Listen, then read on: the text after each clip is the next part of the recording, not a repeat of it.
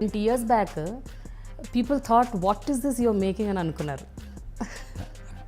అంటే షూటింగ్ అప్పుడు some people didn't believe ఎంత టైం ఎందుకు తీసుకుని it's suppose to be kids film అన్నాడు. ఇది అన్నట్టు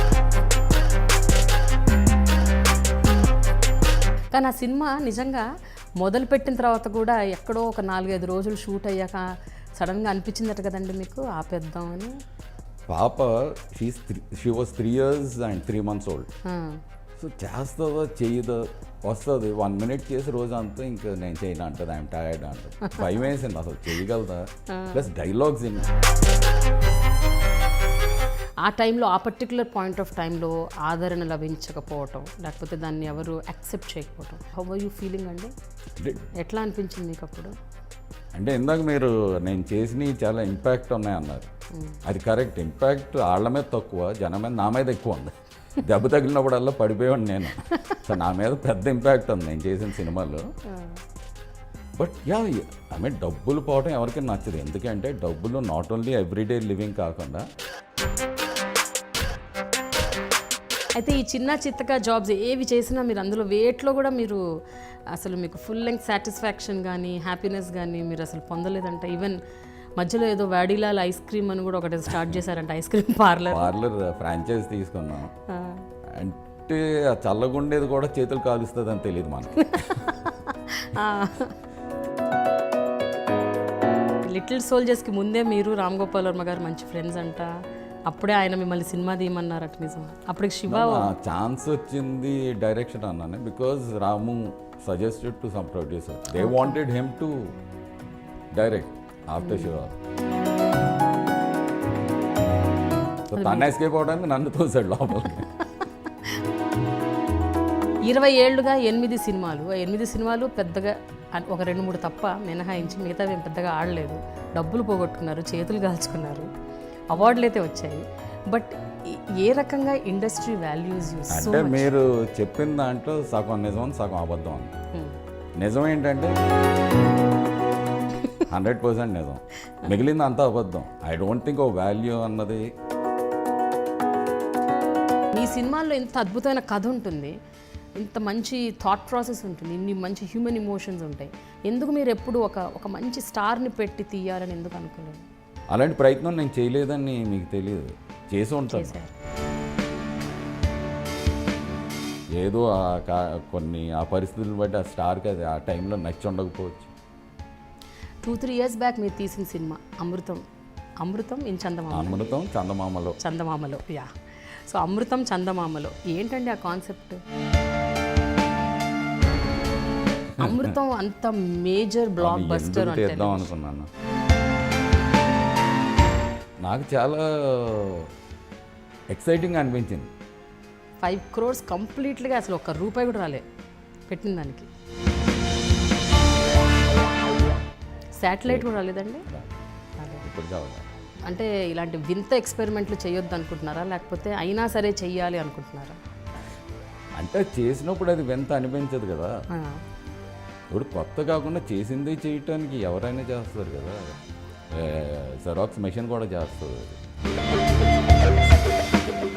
మన యాక్టర్స్, టెక్నీషియన్స్, డైరెక్టర్స్ రెగ్యులర్గా కంప్లైంట్ చేసేది ఏంటంటే నార్త్ సైడ్ లాబీ ఎక్కువ ఉంటుంది, అందుకనే అవార్డ్స్ అన్నీ వాళ్ళకే వెళ్తుంటాయి, మన తెలుగు వాళ్ళకి రావు అవార్డ్స్. పానోరమాలో చూసింది definitely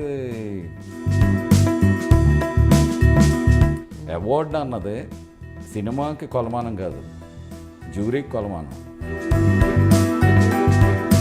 When I started Amrutham, I told the team, ఇది జోక్ బుక్ కాదు. అంటే సీరియల్ ఆపటానికి కేవలం ఇంకా ఐడియాస్ రాకపోవడం వల్లేనా, లేకపోతే అందులో ఉన్న ఈ క్యారెక్టర్స్ ఎవరైతే ఉన్నారో హర్షవర్ధన్ వెరీ కీలకమైన పాత్ర పోషించారు.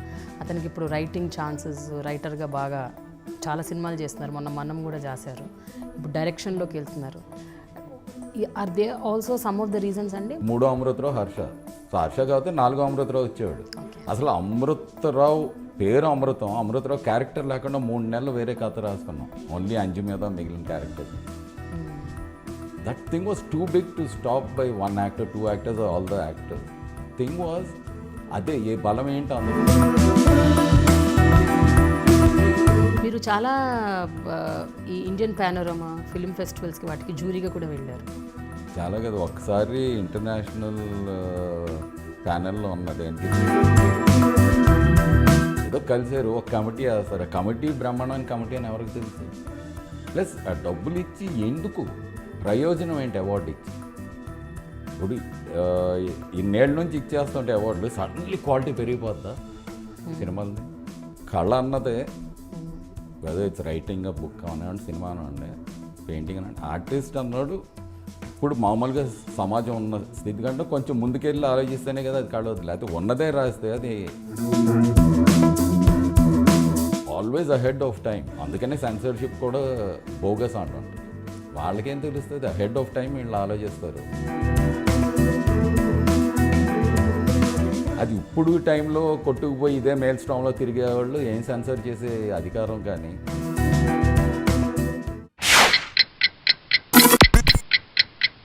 గంగి గోవు పాలు గరిటెడైనను చాలు, కడివెడైననేమి కరము పాలు అంటారు. అలాగే గంగిగోవు పాలు లాంటి చాలా పాత్ బ్రేకింగ్ సినిమాలకు ఊపిరి పోస్తున్న ఈ క్రియేటివ్ రైటర్, డైరెక్టర్, ప్రొడ్యూసర్ ఇవాల్టి నా స్పెషల్ షోలో నా స్పెషల్ గెస్ట్. ఆయన తీసింది కేవలం 8 సినిమాలే, 9 టెలివిజన్ సీరియల్స్, కానీ 32 నంది అవార్డులు, 2 నేషనల్ అవార్డ్స్ని కైవసం చేసుకున్నారు. ఈ స్పెషల్ గెస్ట్ని ఇంటర్వ్యూ చేయటం it's my privilege today. I have with me Gunnam Gangaraj garu on my very special show dialogue with Prema only on I dream. నమస్తే సార్. నమస్తే సార్, మీరు 20 ఏళ్ళుగా సినిమాలు తీస్తున్నారు, టీవీ సీరియల్స్ తీస్తున్నారు. ఇందాక నేను చెప్పినట్టు తీసినవి కొన్నే, కానీ ఆ కొన్ని కూడా ఇంపాక్ట్ క్రియేట్ చేశారు. 20 ఏళ్ల క్రితం లిటిల్ సోల్జర్స్ లాంటి ఒక కాన్సెప్ట్తో మీరు ముందుకొచ్చారంటే ఇప్పుడు ఆ సినిమాని బాగా చూస్తున్నారు టెలివిజన్లో. అప్పట్లో మీరు 20 years back people thought what is this your making అని అనుకున్నారు. అంటే షూటింగ్ అప్పుడు సమ్ పీపుల్ డెంట్ బిలీవ్, ఎంత టైం ఎందుకు తీసుకున్నాడు, it's suppose to be kids film అన్నాడు, ఇది ఆయన 10 commandments చేస్తున్నాడు, తీస్తానే అన్నాడు ఎంత అని, and the budget. But that subject required that kind of thing, and మైండ్లో మనకు ఆ పిక్చర్ ఉంటుంది, అదర్స్ వోంట్ నో ఇట్ నా what the output would be. అందుకని కానీ సినిమా తీయకే 10 ఏళ్ల ముందే రాసుకున్నారట కదండి ఆ స్క్రిప్ట్, లిటిల్ సోల్జర్స్ 12 సంవత్సరాల ముందు. సో 12 సంవత్సరాల ముందు అసలు అలాంటి ఒక స్క్రిప్ట్ కాన్సెప్ట్ రాయాలి అని అంటే ఆ రోజుల్లో అసలు అలాంటి ఒక కాన్సెప్ట్ రాయాలి, దాన్ని తీయాలి అని ఎవరు అనుకోరు, నార్మల్గా అయితే అనుకోరు. అంటే అది ఎంత స్పెషల్ కాన్సెప్ట్ ఏం కాదు, చాలా సింపుల్ ప్రెమిస్ అది. అప్పటి వరకు సినిమాల్లో ఏంటంటే మనకి ఒక ప్రాబ్లం వస్తుంది హీరోకి, అది సాల్వ్ చేస్తాడు. ఎలాగ బలం ఉంది కనుక 10 మంది కాదు, 20 మంది కాదు, 100 మందిని తన్నేస్తాడు, ప్రాబ్లం సాల్వ్డ్. సో నాకు వచ్చిన ఐడియా అంటే సపోజ్ బలం లేని వాళ్ళకి వస్తే, సో వీక్ హీరోని తీసుకోవచ్చు, ఫిజికల్లీ వీక్, కానీ చూడటానికి బాగుండదు ఆడియన్స్. చిన్నపిల్లలు అయితే అందరికీ నచ్చుతారు, and they naturally physically weak plus mentally కూడా ఫుల్గా ఎదుగుంటారు. సో వాళ్ళకి ప్రాబ్లం వస్తే same problem that big hero will face, విలన్లు, murder or whatever, how will they solve it. Okay, దాని నుంచి మొత్తం అల్లుకున్నాం. వాళ్ళకి తోడెవరున్నా old man, is also past his prime, వాళ్ళు కలిసి ఎలా చేయగలరు అన్న సింపుల్ థాట్తో మొదలైంది. కానీ గంగరాజ్ గారు, అప్పుడు మీరు ఆ థాట్ ఏదైతే మీకు వచ్చిందో మీరైతే దాన్ని పూర్తిగా విశ్వసించే రాశారు ఆ స్క్రిప్ట్ని, కానీ మిమ్మల్ని ఎవరు విశ్వసించలేదు. ఇండస్ట్రీలో మీ స్క్రిప్ట్ని కొనడానికి కానీ దాన్ని ప్రొడ్యూస్ చేయడానికి కానీ మేము ముందుకు వస్తాం అని అన్నవాళ్ళు ఎవరూ లేరు. అంటే కొంచెం కొత్త పాత తీసుకోవాలంటే యూ డోంట్ ఎక్స్పెక్ట్, మిగిలిన వాళ్ళు ఎందుకు నమ్మాలి మిమ్మల్ని, మీ బ్రెయిన్లోకి వెళ్ళి వాళ్ళకి కనపడదు. అండ్ ఇంకెవరికి ఆబ్లిగేషన్ లేదు నీ కళను నిజం చేయటం, నీ కళను నువ్వు నిజం చేసుకోవాలి. సో దానికి కావాల్సిన వనరులు కూడా మనమే సమకూర్చుకోవాలి, అంతేగాని ప్రపంచం మీకేమీ రుణపడి లేదు. That's true. బట్ మీరు సినిమా తీయాలి అనుకున్నప్పుడు ఆబ్వియస్గా డబ్బులు అవసరం, ప్రొడ్యూస్ చేయాలి. సో ప్రొడ్యూస్ చేయాలి అనుకున్నప్పుడు మీ దగ్గర ఆ మినిమం వనరులు అయితే ఉండాలి కదా, ఒక సినిమా తీయాలి అన్నప్పుడు. మరి దానికోసం ఏం చేశారు? లిటిల్ సోల్జర్స్ మీరు అంటే డైరెక్ట్గా మీరు ఐడియా రాగానే వెంటనే మీరే డబ్బులు పెట్టి సినిమా తీద్దాం అనుకున్నారా, లేకపోతే అసలు ఎవరైనా అప్రోచ్ అయ్యారా? లేదు, నేను తీయాలని అసలు ఎప్పుడూ అనుకోలే. నాకు అసలు అంతకుముందు 5 సంవత్సరాల ముందు ఒక ఛాన్స్ వచ్చింది సినిమా డైరెక్ట్ చేయమని, సమ్ రీమేక్ ఆఫ్ ఇలా చిన్నపిల్లలు మలయాళం సినిమా మాలుటి అని. సో ఆ సినిమా చూసి దానికంటే బెటర్, నా స్క్రిప్ట్ బెటర్ అని ఇందులో సగం అందులో పెట్టా. లిటిల్ సోల్జర్ స్క్రిప్ట్ ఆల్రెడీ నాకు ఉంది. సో ఇంకో ప్రొడ్యూసర్ ఓకే అన్నారు. 1 week షూటింగ్ అయ్యాక దే డెవలప్ కోల్డ్ ఫీట్. భయం వేసింది, అబ్బో ఎంత ఖర్చు అవుద్దా ఏంటి అని. మానేశారు. సో ఒక్కసారి ఎవరికైనా కొత్త వాళ్ళకి ఛాన్స్ రావటమే అరుదు. ఛాన్స్ వచ్చి ఎవరైనా మానేశారు సినిమా అంటే ఇంక జన్మలో రాదని నా ఫ్రెండ్స్ చాలామంది చెప్పారు ఇండస్ట్రీలో ఉన్నవాడు. ఏమైనా కొత్తోడికి ఛాన్స్ స్లిమ్, 100లో ఒక ఛాన్స్ ఉంటుంది. వచ్చిన ఛాన్స్ పోయింది అనుకో ఇంకా ఎప్పటికీ రాదు అది, అంటే ఇంకా అయిపోయింది అనుకున్నా 5 years. బట్ ఈ 5 yearsలో మళ్ళీ ఎవరో వచ్చారు చేద్దాం అనుకున్నారు. It went up to almost composing songs. అక్కడ they had some other problem, stop చేశారు. ఓకే, అప్పుడు ఇంక నేను ఆలోచించుకుని సరే నేనైతే ఇస్తాను అంతే. Because already so much was conceived, script was done, songs were composed. అనుకోకుండా అనేసాను. బట్ లక్ ఏంటంటే ఆ టైంలో I was doing greeting cards, font cards. I use to make very good money. So అప్పుడు 20 lakhs ఏదో వచ్చి ఉంటుంది. దాంతో అన్నాను చేస్తాను. But finally it went up to 1 crore and borrowing money. ఇంకా ఒకసారి మొదలయ్యాక ఆగదు అలా. ఇక ఆగదు, కరెక్టే. కానీ ఆ సినిమా నిజంగా మొదలుపెట్టిన తర్వాత కూడా ఎక్కడో ఒక 4-5 రోజులు షూట్ అయ్యాక సడన్గా అనిపించిందట కదండి మీకు ఆపేద్దామని? ఎక్కడో ఇది ఇట్స్ నాట్ వర్కింగ్. ఆపేద్దాం అని కాదు, పాప she was 3 years and 3 months old. అప్పుడే వచ్చింది. వాళ్ళ పేరెంట్స్ని కూడా వదిలేసి ఇక్కడికి, వాళ్ళు యూకేలో ఉండేవాళ్ళు. మా మరదలు కూతురు యాక్చువల్లీ. సో చేస్తుందో చెయ్యదో వస్తుంది, 1 minute చేసి రోజంతా ఇంకా నేను చేయను అంటుంది, ఐఎమ్ టైర్డ్ అంటుంది. భయం వేసింది అసలు చేయగలదా. ప్లస్ డైలాగ్స్ 56 scenes ఉన్నాయి ఆ పిల్లకి. ఓకే, షీఈస్ ద హీరోయిన్, ఎలా చేయాలి? Rasool was very confident cameraman, లేదు చేస్తుంది. 1 week తర్వాత మీటింగ్ వేసుకున్నాక అందులో most strong support was Rasool. Then Urmila my wife, sir చేయొచ్చు అని. So suddenly she change, she dead. అంతేనండి. ఓకే. కానీ ఊర్మిళ గారు మీ వైఫ్, ఆవిడ టాస్క్ మాస్టర్ అంట కదా. అసలు మీరు కన్న కళని మీకంటే ఎక్కువగా, కొంచెం ఎక్కువగానే డ్రీమ్ చేసేసి దాన్ని ఎట్లాగైనా సాకారం చేయాలని కంకణం కట్టుకున్నాను. తను ప్రాక్టికల్గా ఎలా చేయొచ్చు అన్నది తనకు తెలుసు, నాకు తెలియదు. Okay. And she has that initiative ఉంది, ఒక ముందంజ వేయగలదు, పీపుల్ చేత పని చేయించగలదు. She can extract work. Okay. చిన్నపిల్ల అవ్వచ్చు, ఎంత పెద్దోడైనా అవ్వచ్చు. So she was very instrumental మొత్తం. అసలు మీకు ఫిల్మ్ మేకింగ్ తెలుసా అండి? నేర్చుకున్నారా? ఎందుకంటే మీరు, నాకు తెలిసి నేను అబ్జర్వ్ చేస్తే మీ career till you made a film, you never made a film. అంటే కనీసం మీరు ఒక ఎవరి దగ్గర పని చేయటం అలా కూడా ఏమి చేయలేదు. అసిస్టెంట్గా కూడా పని అసిస్టెంట్ కూడా చేయలేదు. అసలు సెట్స్కి కూడా వెళ్తాం రేరు. ఎప్పుడైనా 1-2 సార్లు సెట్స్కి వెళ్ళానేమో, ఏదో ఫ్రెండ్స్ ఉన్నారంటే. తెలియదు మరి ఎలా, ఎట్లా చేద్దాం అనుకున్నారు? అంటే కాగితం మీద I can see the picture. Okay. I can write చేసినప్పుడు అది ఓన్లీ వర్డ్స్ కాదు, కనపడని యాక్షన్ కూడా కనపడుతుంది నాకు. ఏదో ఫ్రేమింగ్, అడ్వర్టైజింగ్లో ఉన్నాను నేను. Okay. So I know how frame ఏంటి. Okay it's still picture, advertising అంటే ప్రింట్కి అంతే ఆ ఎక్స్పీరియన్స్. జనరల్గా అండి ఇక్కడి నుంచి పిల్లలు ఇంజనీరింగ్ చేసేసి అమెరికా వెళ్ళి ఎంఎస్ చేస్తూ చాలా చాలా ఆడ్ జాబ్ చేసుకుంటూ the make both ends meet, రకరకాలుగా వాళ్ళు కింద మీద పడుతుంటారు to get in to final job. మీరు అలా ఇండియాలో ఉండి చేశారంట కదా. అంటే మీరు చదువు ఏం చదువుకోవాలో మీకు క్లారిటీ లేదు, ఎక్కడదా చదవాలో తెలియదు. మెడిసిన్ చేద్దాం అనుకున్నారు, మధ్యలో ఆపేశారు. Then BA English, I mean there lot of things that happen in your life at that point of time. అసలు ఏం జరిగింది గంగరాజు గారు? మీ చదువు సంగతి చెప్పండి. అంటే 12th class అయ్యే వరకు చాలా సాఫీగా జరిగింది. Think by 16 years old I passed out of 12th in good rank. Okay. ISC. After that మొదలైంది మెడిసిన్ అనుకుంటే సీట్ రాలా, 1 year వేస్ట్ అయింది. తర్వాత ఇంకేదో ఒకటి చేయాలని BA ఫస్ట్ ఇయర్ జాయిన్ అయ్యాను. మళ్ళీ ఆ కాలేజ్ నుంచి తీసేసారు, మళ్ళీ 1 year గ్యాప్. కాలేజ్ తీసేసారా? ఏదో యాజిటేషన్ ఏదో ఉంటే నేను స్పీచ్ ఏదో ఇచ్చాను. ఓకే. మీరు లోయలా కాలేజ్ విజయవాడ. ఓకే. సో నేనేదో లీడర్ అనుకుని, నేను అసలు ఫాలోవర్ని కూడా కాదు, తీసారు. అలా గ్యాప్ వచ్చి ఇంకా I was doing some job as a sales rep. Okay. For a cigarette company, going around every shop in East Godavari selling cigarettes. Then Urna said, no, you have to study, and made a promise. So private ga BA రాసాను. I got a good rank. I got MA English University admission వచ్చింది. Okay. So finished MA. అంటే degree రాకముందే మీకు పెళ్ళి అయిపోయింది? No. Urmila అంటే I knew her for 7 or 8 years before marriage. Okay okay. పెళ్ళయింది I think MA first year అయిపోయాక. So degree అలా డిస్కంటిన్యూ చేసి మళ్ళీ చేశారు, మళ్ళీ ఎంఏ చేశారు. ఈ మధ్యలో మళ్ళీ రకరకాల పనులు చేశారండి. యా, అంటే ఎంఏ అయిపోయిన వెంటనే I got bank job, State Bank of India probationary officer job. అది 1 year చేశాక మానేసా. I knew I didn't want to do that all my life. అంటే అందులో నేను పెద్ద రాణించను, నాకు కళ లేదు to be a good banker, plus bore కూడా. సో వచ్చేసి ఏం చేయాలంటే some friends were starting an ad agency.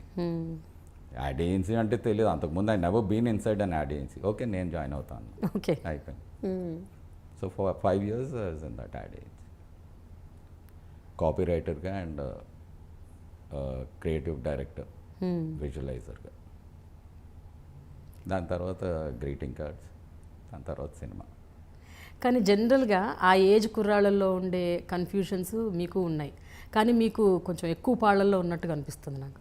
అంటే ఏం చేయాలి అసలు, ఎటువైపు వెళ్ళాలి అని ఒక క్లారిటీ లేకపోవడం. కాకపోతే మీరు హైలీ క్రియేటివ్ అని విన్నాను నేను, even at that point of age ఏదో ఒక సృజనాత్మకంగా ఏదో చెయ్యాలి. Regular kind of jobs they don't give you a high, అది మీకు కిక్ ఇవ్వమని విన్నాను. అయితే ఒక్కొక్కరికి ఒక్కొక్కటి ఇష్టం. నాకు ఐ థాట్ బోర్ కొట్టేస్తుంది ఏదైనా చూసిందే చూస్తే. I want something new. అది యాక్చువల్ ఫిల్మ్స్ ఎవరికైనా ఉండేది, అంటే క్రియేటివ్ పీపుల్కి అల్టిమేట్, బికాజ్ అందులో అన్ని కళలు ఉన్నాయి. It could be painting, it could be music, everything is included in that apart from acting and directing. So అది సమ్మేళనం అన్ని కళలకి. So that should be an ultimate dream for most of the people who are interested in arts. అది దూరం కదా, ఈ లోపు మధ్యలో వేసే అడుగులు గ్రీటింగ్ కార్డ్స్ చిన్న చిన్న, అట్లీస్ట్ అవి కూడా క్రియేటివే. అడ్వర్టైజింగ్, అలాగే all leading to this. But అప్పట్లో అంటే ఈ డిజైనింగ్, పెయింటింగ్, రాయటాను ఇవన్నీ వచ్చేవండి, మీరు చేసేవారా? అంటే నాకు painting I can't draw, but rough sketch ఏదో వేస్తాను. Then they will be an artist will implement that. Okay, basic idea idea ఇస్తాను, concept. Writing I can write, అంటే ఇంగ్లీష్లో యాడ్స్కి ఇంగ్లీష్లో కొంచెం ఎక్కువ కంఫర్టబుల్ రాయటం. సో యాక్చువల్లీ ఫస్ట్ ఛాన్స్ వచ్చినప్పుడు సినిమాకి డైలాగ్స్ కూడా నేను రాస్తాను అనుకోలే, స్క్రీన్ ప్లే చేసాను. రఫ్ డైలాగ్స్ అలా ఉంటే ఇంగ్లీష్లో ఏదో పెట్టేశాను. Then sat with some writer, 1 నెల 2 నెలలు కూర్చున్నాక ఆ మాటలు నేనే గుర్తుపడతల్లా. అంటే నేను చిన్నపిల్లలు ఎలా మాట్లాడాలో అనుకున్నది అది అలా రావట్లే. జనరలీ మనకు ఎప్పటి నుంచో వచ్చే చిన్నపిల్లలు ఎలా అమ్మ దొంగ ఇక్కడ ఉన్నా, ఇలాంటివన్నీ అవి వికారం వచ్చేస్తుంది కదా. Okay, that's not how our kids speak. Cinema పిల్లలు అలా మాట్లాడతారు, నిజ జీవితంలో పిల్లలు అలా మాట్లాడతారు. సో ఇంక నేనే రాయాలని ఇంకా మెల్లిగా ఒక్కొక్కటి ఇంగ్లీష్లో రాసుకుని మళ్ళీ ట్రాన్స్లేట్ చేసుకుంటూ వచ్చారు తెలుగులోకి. ఓకే, మళ్ళీ తెలుగు ట్రాన్స్లేట్ చేస్తే మళ్ళీ అవే పదాలు వస్తాయి కదా, సినిమా పదాలే. మళ్ళీ చిన్నపిల్లల పదాలు ఎందుకు అంటే వస్తాయి? తెలుగు మాట్లాడతాం నాకు వచ్చు కదా. Okay okay. మన చుట్టూ పరిసరాల్లో ఎక్కడ పెరిగాం, పల్లెటూరు నుంచి అమ్మమ్మలు చుట్టుపక్కల కాదు అందరూ మాట్లాడి తెలుసు కదా మనకి, ఆ ఫ్లో ఎలా ఉంటుంది అన్నది. అంతేకాని word to word translation. So మీరు మొదటి సినిమాతోనే మీరు రాయటం నేర్చుకున్నారు అంటే తెలుగు, అంతకుముందు అసలు అది కూడా రాదు. అంటే రాయటం అంటే నా మీనింగ్ డైలాగ్స్ రాయటము, అది కథంతా మాత్రం కన్సీవింగ్ అంతా ఇంగ్లీష్లోనే. ఇప్పటికీ యాక్షన్ పార్ట్ ఇంగ్లీష్లోనే ఉంటుంది. ఓకే, డైలాగ్స్ లాస్ట్లో రాసుకుంటా, బికాజ్ అది ఒక్కొక్క మొక్క తూచి చేయాలి కదా.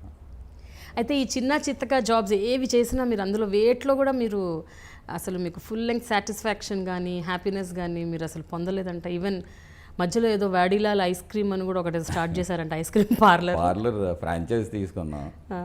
అంటే ఆ చల్లగుండేది కూడా చేతులు కాలుస్తుంది అని తెలియదు మనకి.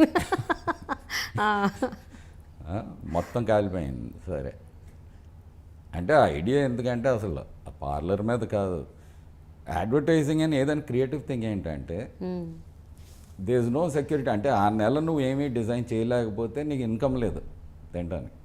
ప్రతిరోజు కొత్త ఐడియాలు ఏంటి టెన్షన్ అనుకుని మనం ఏం చేయకుండా ఒక స్టడీ ఇన్కమ్ ఉంటే బాగుంటుందేమో అన్న దురుద్దేశంతో, అందరూ సదుద్దేశం అనుకుంటారు, దాంతో అది పెట్టాను. అంటే బ్రెయిన్ ఎక్కువ ఉపయోగించకుండా కొండ దాని అంతటే అది వస్తుంటే అట్లీస్ట్ ఇంట్లో టెన్షన్ ఉండదు, you can have food and all, అవి ప్రాబ్లం ఉండదు. ఇది వచ్చింది బోనస్ అవుతుంది మనకి ఐడియాలు వచ్చినప్పుడు చేసుకుంటే, but it didn't work out. అది కూడా పోయిందండి. మరి తర్వాత ఏం చేశారు? ఆ తర్వాత ఐస్ క్రీమ్ పార్లర్ దెబ్బతిన్నాక గ్రీటింగ్ కార్డ్స్. ఓకే, అక్కడ కూడా మీకు మార్కెట్లో ఆల్రెడీ ఆర్చీస్, హాల్మార్క్, ఏవో రకరకాల గ్రీటింగ్ కార్డ్స్ ఉన్నాయి, క్రై వాళ్ళవి చాలా గ్రీటింగ్ కార్డ్స్ ఉన్నాయి. అండ్ వాళ్ళ కార్డ్స్ అన్నీ చాలా వెరీ మినిమల్ రేట్స్ ఉంటాయి, 5 రూపాయలు, 4 రూపాయలు, 3 రూపాయలు. అంటే హైయెస్ట్ వాజ్ హాల్మార్క్ 8 రూపీస్ ఉండేది. మీరు దాన్ని బీట్ చేసి 15 రూపాయలు, 12 రూపాయలు పెట్టారంట. 25 రూపీస్. అంటే ఏ ధైర్యంతో పెట్టారు? అంటే ఒకటి ధైర్యం కదా, అవసరం ఏంటంటే నేను ఫోటోగ్రఫీ బేస్డ్ కార్డ్స్ చేశాను, నాకు చాలా ఎక్స్పెన్సివ్ అవుతుంది. ప్లస్ నేను లక్షల్లో ప్రింట్ చేయలేను, సో కాస్ట్ పర్ కార్డ్ ఎక్కువ నాకు. సో నాకు మార్జిన్ రావాలంటే అంత పెట్టాలి. సో నా కార్డ్స్ డిఫరెంట్, ఎలా ఎవరు కొంటారు అన్నారు. వాళ్ళ కార్డ్స్ ఎంత ఉంది అంటే నేను అన్నాను, ఫస్ట్ ఆఫ్ ఆల్ నా కార్డ్ డిఫరెంట్, నచ్చితే 25 అయినా కొంటారు, లేదా నేను ఫ్రీగా ఇచ్చిన తీసుకోవడం, ఎందుకంటే దట్ సో డిఫరెంట్ కనుక.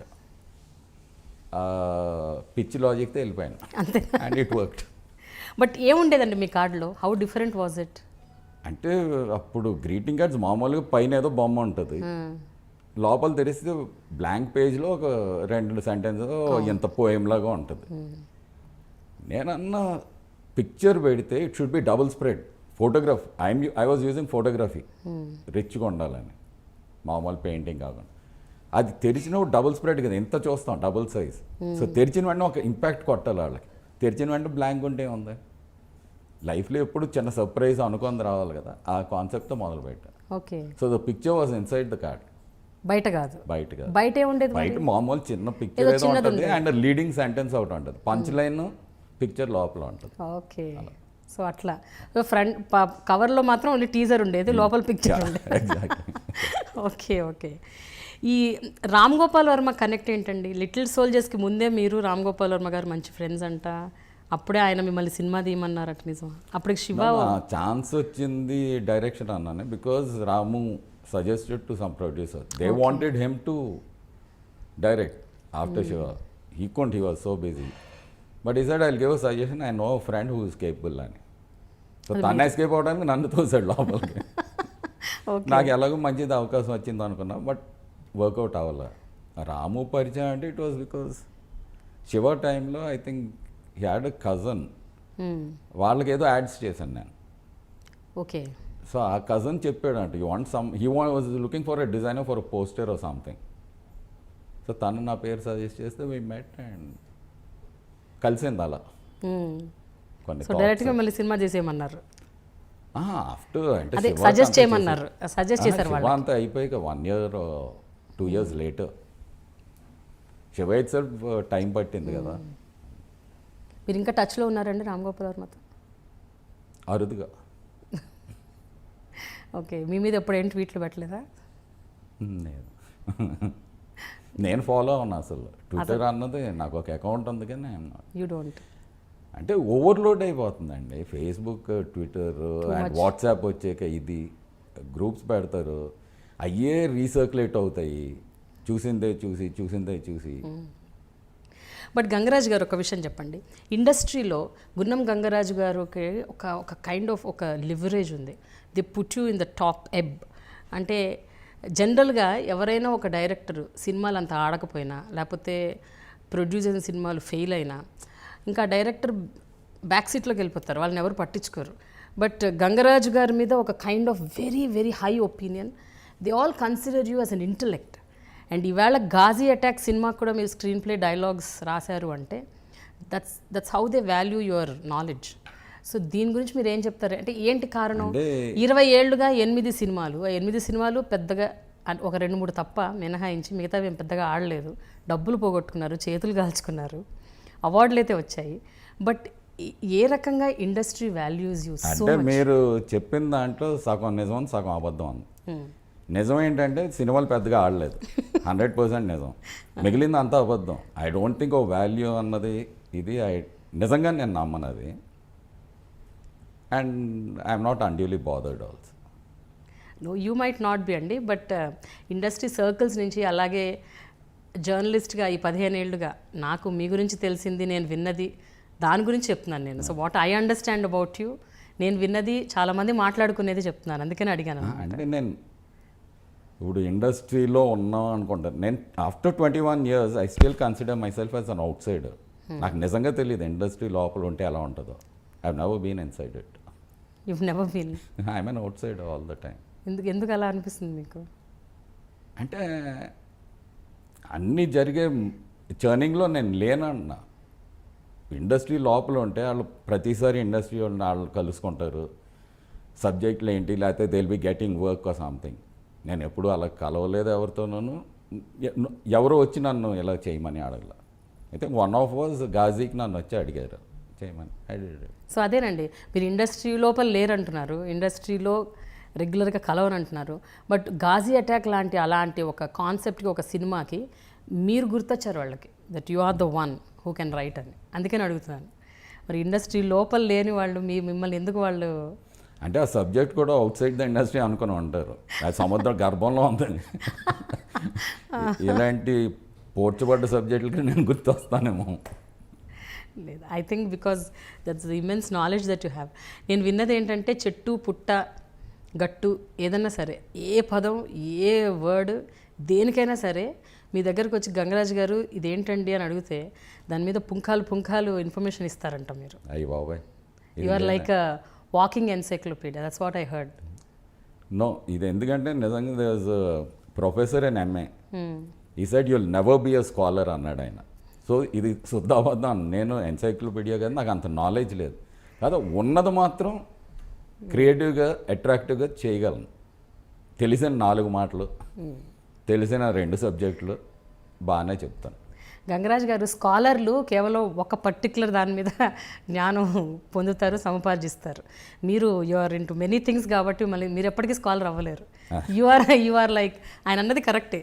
మీరు చాలా విషయాల మీద పరిజ్ఞానం సంపాదించి చాలా విషయాల మీద మీరు ఎదుటి వాళ్ళకి ఇన్ఫర్మేషన్ ఇవ్వటము, వాళ్ళకి హెల్ప్ చేయటము, రకరకాల సబ్జెక్ట్స్ మీద ఇన్సైట్ ఇన్ఫర్మేషన్ కూడా ఇస్తూ ఉంటారంట. ఏమోనండి, నిజంగా నాకు తెలియదు. నందిని రెడ్డి, మీ శిష్యురాలు నందిని రెడ్డే చెప్పింది ఈ విషయం. అంటే ఆ విధంగా కూడా క్రియేటివ్ అయిందమ్మా Nandini.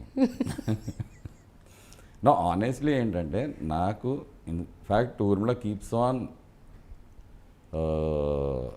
Criticising me about one thing. My favourite phrases నాకు తెలియదు, ఐ డోంట్ నో. సో ఎన్నో ఉన్నాయి, 2-3 తెలియటం గొప్పే ఉంది. ఆ రోజు పేపర్ చదవటం, ఇంకేదో పుస్తకం చదవటం వల్ల కొన్ని సబ్జెక్ట్స్ తెలియవచ్చు. అవి కూడా రిటెన్షన్ కొద్దిగాలమే ఉండొచ్చు, తర్వాత అది మళ్ళీ మర్చిపోవచ్చు.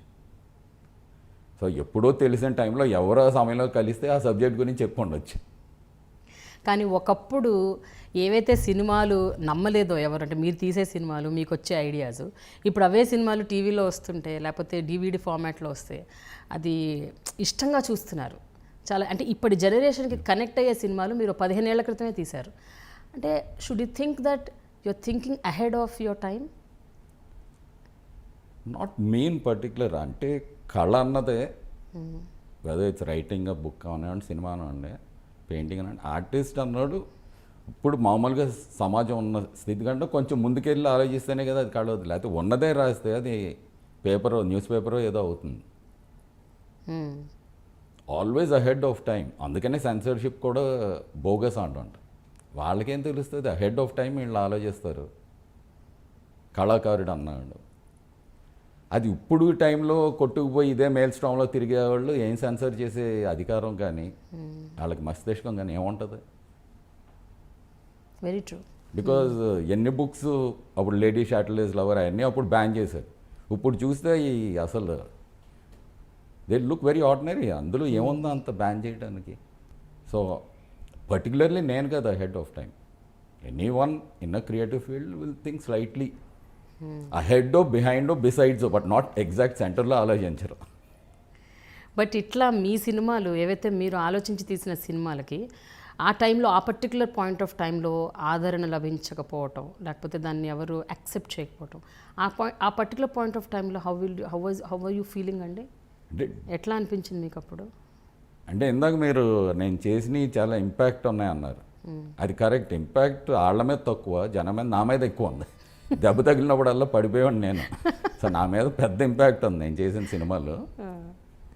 బట్ యా, ఐ మీన్ డబ్బులు పోవడం ఎవరికి నచ్చదు. ఎందుకంటే డబ్బులు నాట్ ఓన్లీ ఎవ్రీడే లివింగ్ కాకుండా నెక్స్ట్ కళ సాకారం చేసుకోవడానికి పనికి వస్తుంది కదా. డబ్బులు ఒక సామాగ్రి, ఇంప్లిమెంట్. నా కలం ఎలాగో డబ్బు కూడా అంతే, అవి లేనిదే చేయలేం. సో చాలా బాధ అనిపిస్తుంది. ఓహో నేను అనుకున్నాను కానీ జనానికి నచ్చలేదు. Okay, will try another time, another subject. అంటే డబ్బు ఒక్కటే పోవటమే కాదండి, ఈవెన్ మీరు ఇంతగా ఆలోచించి ఇంత మంచి సబ్జెక్ట్ తీసానే ఎందుకు నా సబ్జెక్ట్ యాక్సెప్ట్ చేయట్లేదు అని ఆ కైండ్ ఆఫ్ డిజెక్షన్ నేను అనేది. ఇట్స్ నాట్ జస్ట్ భయం అన్నది ఇప్పుడు ఐ థింక్ క్రియేటివ్ పర్సన్ అడ్వర్టైజింగ్లోనే ఎక్కడున్నా భయం ఉంటుంది. బికాజ్ ఈవెన్ సమ్ గ్రేట్ అడ్వర్టైజింగ్లో గురూస్ అన్నవాళ్ళు కూడా maybe David Ogilvy or someone కాల్బర్డ్ అన్నారు, ప్రతి నెక్స్ట్ ఐడియా ఇంకెక్కడ వస్తుందో నాకు భయం వేస్తూనే ఉంటుందండి. ఏంటి వాళ్ళు ఒక కెరియర్ ఆఫ్ 30-40 years బ్రహ్మాండమైన ఐడియాలు ఇచ్చేవాడు కూడా నెక్స్ట్ బిగ్ ఐడియా ఇంకెలాగో వస్తుంది నాకన్నా భయం ఉంటుంది అంట. సో మనం ఎంత ప్రతిసారి ఆ భయం ఉంటుంది, నచ్చకపోతే బాధ ఉంటుంది. సో కాన్ఫిడెన్స్ ఆ క్షణంలో ఆ రోజు తగ్గుద్ది, నెక్స్ట్ డే బౌన్స్ బ్యాక్ అవుతాం. అవ్వకపోతే ప్రాబ్లం వస్తుంది, అది డిప్రెషన్ అవుతుంది. సో ఎప్పుడు మీరు ఆ ఫేజ్లోకి తెరలేదండి? లేదండి, అంటే మ్యాక్సిమం బాధ ఒక 1 day అలాగ ఉంటుంది. బట్ లాస్ట్ అమృతం అప్పుడు కొంచెం it was a very big blow. అది కొంచెం టైం పట్టింది, ఎప్పుడూ లేనిది యా బయటకు రావడానికి. అది ఎంతండి, చాలా డబ్బులు బాగా పోగొట్టుకున్నారా? ఇది మన Chandamamalo Amrutham. Amrutham Chandamamalo every penny, everything totally smashed. And అప్పటికి ఇప్పుడు ఇంకా అది కోట్లల్లో కదా, అప్పట్లో మీరు తీసినవన్నీ లక్షల్లో సినిమాలు. అఫ్ కోర్స్ అప్పటికి దాని వాల్యూ దాని మొదలుపెట్టిన లిటిల్ సోల్జర్స్ కూడా 1 crore 5 lakhs బడ్జెట్. అప్పుడు it was bigger than most films with regular heroes budget. ఎందుకంటే 110 రోజులు షూటింగ్ చేసాం, చిన్నపిల్ల కదా, 56 సీన్లు. లిటిల్ సోల్జర్స్ టైంలో ఆ పాపతోని మీరు నటింప చేయడానికి మీరు చుక్కలు చూసారని చెప్పారు. But at the same time you enjoyed, because ఆ అమ్మాయి ఒక పర్టికులర్ టైం తర్వాత షీ స్టార్టెడ్ కోఆపరేటింగ్. అండ్ ఆ పిల్లకి తెలుగు రాని అమ్మాయికి మీరు తెలుగు నేర్పించడం. Can you just relive those moments అండి? అసలు అప్పట్లో ఆ లిటిల్ సోల్జర్స్ తీయటం అన్నది ఆ పాపతో. అంటే పాప కావ్య అది చేయటానికి ఫస్ట్ ఆఫ్ ఆల్ తన ఇన్హెరెంట్ టాలెంట్. ఏ 3 ఏళ్ల పిల్లకి అంత ఫాస్ట్ గ్రాస్పింగ్ కానీ ఎక్స్ప్రెషన్స్ పలకటం రేర్ అది. సో ఆ టాలెంట్ ఉంది. ఇంక చేంజ్ అన్నది నేను కాదు, మొత్తం హోల్ టీమ్ ఆఫ్ ఊర్మిళ. అంటే చాలాసార్లు ఊర్మిళ ఎక్కడో షార్ట్లో ఫ్రేమ్ బయట పట్టుకోవాలి, అమ్మాయి ఒక చెయ్యైనా ఫ్రేమ్ బయట ఉంటుంది పాపది, ఎందుకంటే she has to keep holding her. అలాగుండేది. Then my sisters runs a school, వాళ్ళు చెప్పేవాళ్ళు just happy face, sad face, ఇలాంటివి అని. వాళ్ళ స్కూల్ ప్లేస్కి ఎలా చెప్పేవాళ్ళు అలాగే. సుభాష్ నాని కాకినాడలో, ఇందిరా ఇంకో teacher, she was that time. So ఇలాగ అందరూ ఎవ్రీ వన్ హెల్ప్. తెలుగు ఎలా నేర్చుకుంది అమ్మాయి? ఆ అమ్మాయి తెలుగులో డబ్బింగ్ కూడా చెప్పిందంట. తెలుగు నేర్చుకుని బై ద టైం సినిమా అయ్యేసరికి అక్టోబర్కి షూటింగ్ అయిపోయింది, డబ్బింగ్ తనే చెప్పింది. ఇంకొక వాయిస్ అయితే మళ్ళీ సినిమాటిక్ ఇది వచ్చేస్తుంది, ఇంటోనేషన్ కానీ, you know how regular dubbing artist అలా. అందుకనే మన గ్రాండ్ మదర్ రోహిణి అతంగడికి కూడా రెగ్యులర్ డబ్బింగ్ ఆర్టిస్ట్ చెప్పాక తీయించేసి మళ్ళీ చెప్పించాం. ఓకే, సో ఆ న్యాచురల్గా ఉండాలని దాన్ని అలాగే రిటైన్ చేశారు. నందిని చేసింది డబ్బింగ్. బొన్నం సూర్య అని ఉంటాడు, నందిని చెప్పింది డబ్బింగ్. సో అలా we tried new thing. But పాపతో అది మేజర్ థింగ్ ఏంటంటే, మామూలుగా ఇప్పుడు ప్యాచ్ వర్క్ అంటారు సినిమా, లిటిల్ సోల్జర్స్ మొత్తం ప్యాచ్ వర్క్.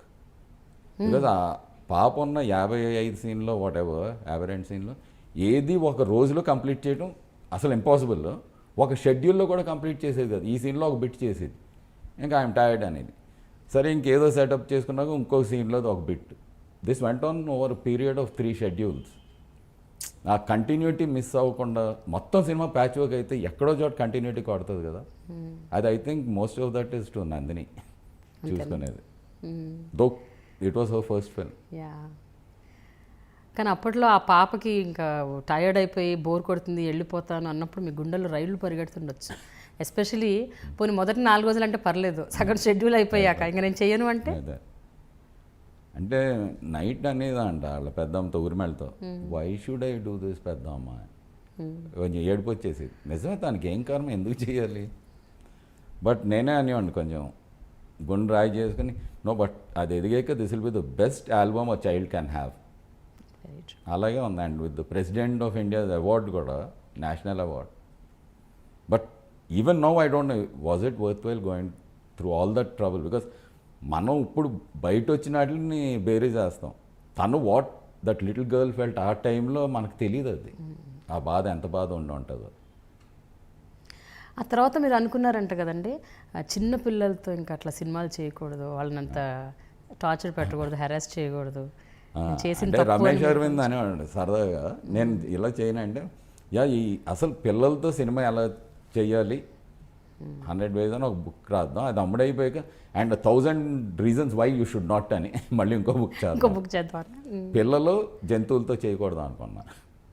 అంతే, అందులో కుక్క ఉంది, పిల్ల చేస్తే కుక్కర టైంకి ఆ గ్రేట్ డే అది ఎంత ఉంటుంది. ఇదైతేనేమో పోనీ ఇది అయిపోయిందంటే ఫామ్లోనేమో గేదెలు, ఈ రకరకాల ఇబ్బందులు ఎదుర్కొన్నారు. పాము ఏంటండి? లిటిల్ సోల్జర్స్లో పాము ఉంటుంది. అదే అంటే పాము, ఈ గొర్రెలు, అదే అందుకనే ఎవ్రీథింగ్ ఆల్ జంతువులు కానీ పిల్లలతో కానీ చేయకూడదు అనుకున్నా ఆ టైంలో. అండ్ అప్పట్లో ఆ సినిమా మ్యూజిక్ కూడా it was out of the box అసలు, అంటే వెరీ వెరీ డిఫరెంట్. మీరు శ్రీ గారి గురించి మొన్న చాలా అద్భుతంగా రాశారు, నేను చూశాను ఫేస్బుక్లో. శ్రీ గారు చనిపోయినప్పుడు I think is one of the very best music directors we had. అంటే అంత talent, one of the greatest talents. కాకపోతే అన్ఫార్చునేట్లీ అది ఫుల్గా రాలేదు బయటికి జనంలోకి. చాలా కారణాలు ఉండొచ్చు, బట్ టాలెంట్ మాత్రం. బట్ మీకెందుకు అనిపించింది అంటే శ్రీ గారు చేయాలి దీనికి మ్యూజిక్ అని? ఎందుకంటే మీరు already you belong to that family of music. మీరు కీరవాణి గారు ఉన్నారు, కళ్యాణి మాలిక్ గారు ఉన్నారు, చాలామంది ఉన్నారు. ఆల్రెడీ మీకు తెలిసిన మ్యూజిక్ డైరెక్టర్స్ చాలామంది ఉన్నారు. అప్పుడు కళ్యాణి అంత చిన్నపిల్లడు, ఓకే, కీరవాణి గారు అయితే ఉన్నారు. బట్ స్టిల్ అంటే మీరు మీకేంటి ఆ గట్ ఫీలింగ్ ఏంటి? శ్రీ గారిని ఎందుకు మీరు సెలెక్ట్ చేసుకుంది? మేజర్ కారణం వెంకట్ అక్కినేని. తను సజెస్ట్ చేశాడు. తనకి అంతకుముందు శ్రీ 2-3 సినిమాలు చేశాడు, చాలా ఇష్టం వెంకట్కి. తను చెప్పాడు ట్రై చేయని. సో నేను వెళ్ళి కలిసాక I said yes. Chandrasekhar Yeleti garu మీ కజిన్, సో ఆయన కూడా లిటిల్ సోల్జర్స్లో వర్క్ చేశారు. అంటే is work as some assistant director. Was in the production or assistant? Okay, but ఆయన కూడా రైటర్ కదండి, వారు కూడా రాస్తారు, తీస్తారు. సో అయితే సినిమా గురించి చెప్పండి. అంటే ఈ సినిమా సక్సెస్ తర్వాత మీరు ఎప్పుడైతే ఈ డెసిషన్ తీసుకున్నారో దాని ఇంకా పిల్లలు, పశువులు, జంతువులతో చేయకూడదు అనుకున్నప్పుడు ఈ కాన్సెప్ట్ వచ్చింది మీకు. అయితే ఏంటి అది మొత్తం is it your brain child అంటే కంప్లీట్ అది కూడా ఆ స్టోరీ కాన్సెప్ట్ కూడా, లేకపోతే ఇంకెవరైనా? అయితే మొత్తం Chandu concept and story and screenplay. అలా నేను dialogues first, even dialogues they thought మొత్తం కొత్త వాళ్ళు చేసుకుందాం అని. From lyric writer to dialogues to camera అందరూ కొత్త వాళ్ళే అందులో.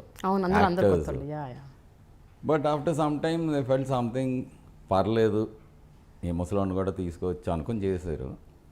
Then I wrote the dialogues and అప్పుడు స్క్రీన్ ప్లే చిన్న చేంజెస్. జస్ట్ అంతకుముందు స్టోరీలో ఒకసారి చెప్పాను తప్ప డైలాగ్స్ రాశాను. అయితే స్ట్రేంజ్గా ఎలాగంటే నాకు నరేట్ చేశాడు సబ్జెక్ట్. అప్పటికి Amrutham I think 7 episodes 10 episodes shoot చేశాడు. Chandu was the first director. అది జరుగుతుండగా నరేట్ చేశాడు. ఇలాగని ఇంటర్వెల్ వరకు ఒక 2-3 minutes ఇంటర్వెల్ బ్యాంక్ చెప్పాడు, ఈ నలుగురు ఆ నలుగురు కాదని. ఇమీడియట్ ఓకే అన్నాను అంతే. మిగతా అది వెళ్ళలేదు కదా మీరు? Just less than 5 minutes because it's so fresh, so surprising అంతాను. డెఫినెట్లీ నాకు చూడాలనిపిస్తుంది. సో ఐ థింక్ ఎవరికి. బట్ గంగరాజ్ గారు మీ దగ్గర వర్క్ చేశారు కాబట్టి ఆయన కూడా మీలాగే ఆలోచిస్తున్నారేమో అనిపిస్తుంది నాకు. ఆయన సినిమాలు కూడా చాలా డిఫరెంట్గా out of the box. It's not the regular formula సినిమాలు, లేకపోతే రెగ్యులర్గా ఉండే ఒక 3 పాటలు 4 డాన్సులు ఫైట్లు ఇట్లా ఉండకుండా చాలా కల్ట్గా ఉంటాయి. Very different thought process. What you say about that? No ఆ సబ్జెక్ట్స్ అలాంటివి అనుకుంటాడు. For him always a different kind of subject. And అది నా దగ్గర పనిచేసినందుకు కాదు, ఒరిజినల్గా ఇన్హెరెంట్లీ తను స్వతహాగా he thinks out of the box. అందరూ వెళ్ళే దారి కాకుండా అవుట్ ఆఫ్ ద బాక్స్. అయితే సినిమాలో మీరు డబ్బింగ్ చెప్పారంట. అది ట్రై చేసిన 2-3 for the villain Pavan Malhotra. ఇంకా ఎవరు సూట్ అవ్వట్లేదని నన్ను చేయమన్నారు. Then they fixed it. అదొక్క సినిమానేనండి, తర్వాత ఇంకేమైనా చెప్పారా సినిమాలకి? తర్వాత చెప్పలేదు. అంటే 1-2 అడిగారు. నేను ముందే సూట్ అవ్వదు, మరీ హార్ష్గా ఉంటుంది నాకు అంత. మీ వాయిస్ మంచి బేస్ వాయిస్ కదండి, చాలా మంది సూట్ అవుతుంది. కానీ కుదరలేదు. 1-2 అడిగితే నేను ఫస్ట్ ఆఫ్ ఆల్ నేను చెప్పలేను అంత చూసి సింక్లో, ఏదో it will take time. But చిన్న బిట్స్ ఎవరు ప్రకాష్ రాజ్ ఒకసారి చెప్పించుకున్నాడు. ఐ థింక్ నంది కూడా ఏగలో, అంటే వెదర్ ఒక ఇంగ్లీష్ మాట్లాడే సైంటిస్ట్ ప్రొఫెసర్ ఇలాంటివి వస్తే నన్ను పిలుస్తాను. అక్కడ ఒక మలయాళీ ఉంటాడు, సో దాని బదులు నన్ను చెప్పమంటారు. ఇలాగ ప్రకాష్ రాజ్ ఒక 2 సార్లు. బట్ లిటిల్ సోల్జర్స్ తీసినప్పుడు ఫస్ట్ మూవీ, ఆ సినిమా తీసినప్పుడు ఓకే మీరు ఇంత కష్టపడ్డారు, కింద మీద పడ్డారు, మొత్తానికి తీశారు సినిమా. దానికి అవార్డు ఎక్స్పెక్ట్ చేశారండి మీరు రిలీజ్ అయ్యాక? చేశారా? అనుకుంటున్నాను. అంటే వెంకట్ ఎక్స్పెక్టెడ్, బట్ మర్చిపోయింది దాని గురించి. మర్చిపోయారు? సడన్లీ వన్ నైట్ ఎవరో ఫోన్ చేసి కౌంట్ 10 అవార్డ్స్ వచ్చినాయి అని. అప్పటికి it was suppose to be highest అంట ఒక సింగిల్ ఫిల్మ్ కానీ రావటం అప్పుడు వరకు. ఏమేమి వచ్చాయండి? ఎన్ని అవార్డ్స్ వచ్చాయి? అంటే అది అవార్డ్స్ అంటే నందులు కౌంట్ ఎక్కువ ఉంటాయి. అంటే ఇప్పుడు సెకండ్ బెస్ట్ ఫిల్మ్ అంటే దానికి 4 నందులు వస్తాయి, ప్రొడ్యూసర్కి, డైరెక్టర్కి, హీరోయిన్. దెన్ పాపకు వచ్చింది best child actor, best child actress. Then Kota గారికి వచ్చింది బెస్ట్ క్యారెక్టర్ యాక్టర్. దెన్ నాకు best debut director, best screenplay. ఇలా బాబోయ్ 9-10 నందులు తెచ్చేసుకున్నారు ఇంటికి. ఆ తర్వాత వచ్చిన సినిమాలు అనుకోకుండా ఒకరోజు, అలాగే అమ్మ చెప్పింది, అంటే ఎవ్రీ మూవీలో మీరు హ్యూమన్ ఎమోషన్స్, హ్యూమన్ ఎలిమెంట్స్తో చాలా ఒక కన్విన్సింగ్గా ఒక స్టోరీ చెప్తున్నారు. అంటే whether it is bonding between a mother and a child, or it's about a girl who's going through ఒక kind of trauma, what happened one day అన్నది, ఆ వన్ డే ఎట్లా miss అయింది అనేది. సో ఇలాంటివి ఒక వ్యక్తి పడుతున్న ఒక ఆందోళన, ఒక బాధ, వీటిని తెరకెక్కించడం యాక్చువల్గా ఇట్స్ నాట్ దట్ ఈజీ. అంటే డైలాగ్స్ కన్విన్సింగ్గా చెప్పాలి, సీన్స్ చూపించడం అంత కన్విన్సింగ్గా చూపించాలి. So how was a struggle at that point of time అండి? మీరు ఎన్నుకునే సబ్జెక్ట్స్ అట్లున్నాయి కాబట్టి అడుగుతున్నాను. అది చందు సబ్జెక్ట్ అనుకోకుండా ఒకరోజు అది ఫ్యాసినేటింగ్. ఐ మీన్ 2 నిమిషాల్లో చెప్తలోకి యూ హుక్. అంతే. ఒక అమ్మాయి వెళ్తుంది, సడన్లీ ఎవరెవరు వచ్చి తెలియని వాళ్ళు వచ్చి ఏదో అడుగుతున్నారు. ఏమైందంటే then she realise 1 day is missing in our life. అంట్లోకి భయంకరంగానే ఉండదు, ఇంట్రెస్టింగ్గానే ఉంటుంది. అండ్ మీరు అన్నది ఒకటి కరెక్ట్ ఏంటంటే, మైండ్లో జరిగే ట్రామా అసలు సినిమాలో చూపించలేం. అలాంటి సబ్జెక్ట్స్ ఎన్నుకోకూడదు సైకలాజికల్. బట్ హియర్ లక్లీ అదంతా బయట మిగిలిన మనుషుల ద్వారా వస్తుంది, తెలుస్తుంది. అందరూ హ్యాపీగా ఉంటే కథ లేదు, ఏదో ప్రాబ్లం ఉండాలి. ఆ ప్రాబ్లం ఎంత ఎక్కువ ఉంటే, ఎంత డీప్గా ఉంటే, ఆర్ ఆ గాయం ఎంత ఎక్కువ అయితే దాని నుంచి బయటికి రావడం అంత ఎక్కువ ఎఫర్ట్ కావాలి. అప్పుడు ఆ కథ నచ్చుతుంది. లైట్గా ఉంటే ఏం నచ్చుతుంది, ఓకే. కామెడీలో కూడా ప్రాబ్లం ఉండాలి, లేకపోతే అసలు కథ లేదు. సో హ్యూమన్ ఎమోషన్ అన్నది, because we're all humans, that is what identify చేస్తాం, దానికి ఐడెంటిఫై అవుతాం. సో అందుకని దీన్ని ఎక్స్ట్రీమ్కి తీసుకెళ్లాలని ఒక ఐడియా. చందు ఒక విధంగా ఆలోచిస్తాడు, నేను ఇంకో విధంగా. We try to take that element to the extreme. అమ్మ చెప్పిందిలో again the concept is extreme. మదర్ని బ్లైండ్గా నమ్ముతాడు, బట్ ఆ మెంటల్ ఏజ్ ఇది, చుట్టూ తెలివైన వాళ్ళు, but he has to help. అంత తెలివైన వాళ్ళు హెల్ప్లెస్ అయితే, సో ఇంత తెలివి కంటే క్యారెక్టర్ ఇంపార్టెంటా, plus love for his mother. And mothers is a greatest sacrifice. ఆడిని మోసం చేసి ఆడిని చంపాలి for the well being of every one else. అది ఎక్స్ట్రీమ్ కదా, అంత ఎక్స్ట్రీమ్స్ ఉంటేనే కథ ఒక స్పాన్ ఉంటుంది. మామూలు కథ అంటే మనం ఇలా కూర్చొని మాట్లాడుకోవచ్చు, దానికి మళ్ళీ సినిమాలు తీయక్కర్లా. కరెక్టే. అమ్మా, నేను అమెరికా వెళ్ళలేదు కదూ, నాకు తెలుసు. అక్కడ బాంబు ఉంది కదూ, నాకు తెలుసు. కానీ నీకోసం వెళ్తాను. ఇలా చేస్తే ఇంకెవ్వరూ నన్ను తిట్టారు కదూ, నాకు తెలుసు. నేను చూడకుండా నువ్వు చాలాసార్లు ఏడ్చేదానివి నేను సరిగ్గా లేనని. అందుకే నేను ఏదన్నా ఒక పెద్ద మంచి పని చేస్తే నీకు నచ్చుతుంది. చందుకి మంచి మార్కులు వచ్చినప్పుడు అందరూ మెచ్చుకున్నట్టు నన్ను కూడా మెచ్చుకుంటారు కదూ.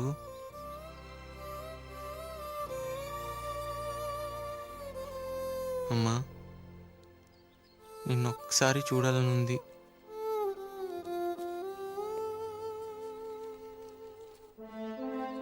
నువ్వు అందరికంటే మంచి అమ్మవి. ఐ లవ్ యూ అమ్మా, ఐ లవ్ యూ.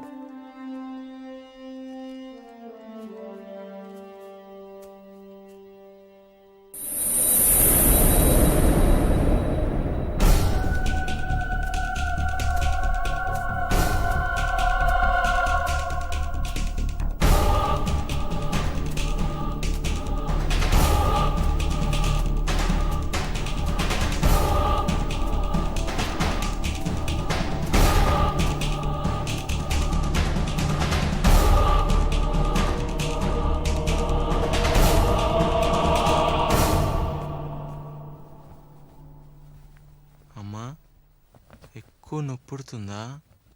బాబు, అమ్మ కోసం వెళ్ళరా.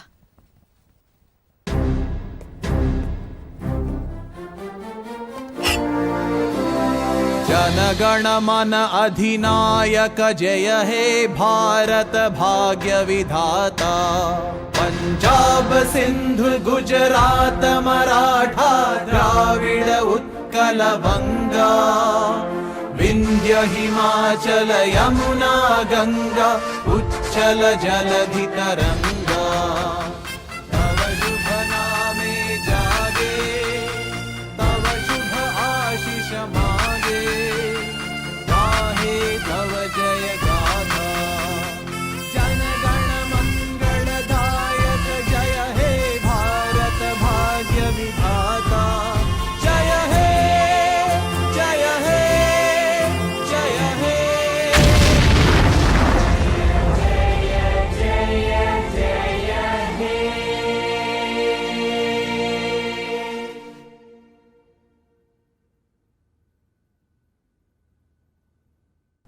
కానీ అలాంటి కథలు రాయటం తీయటం ఎప్పుడైనా ఇట్స్ అ సేఫ్ బెట్.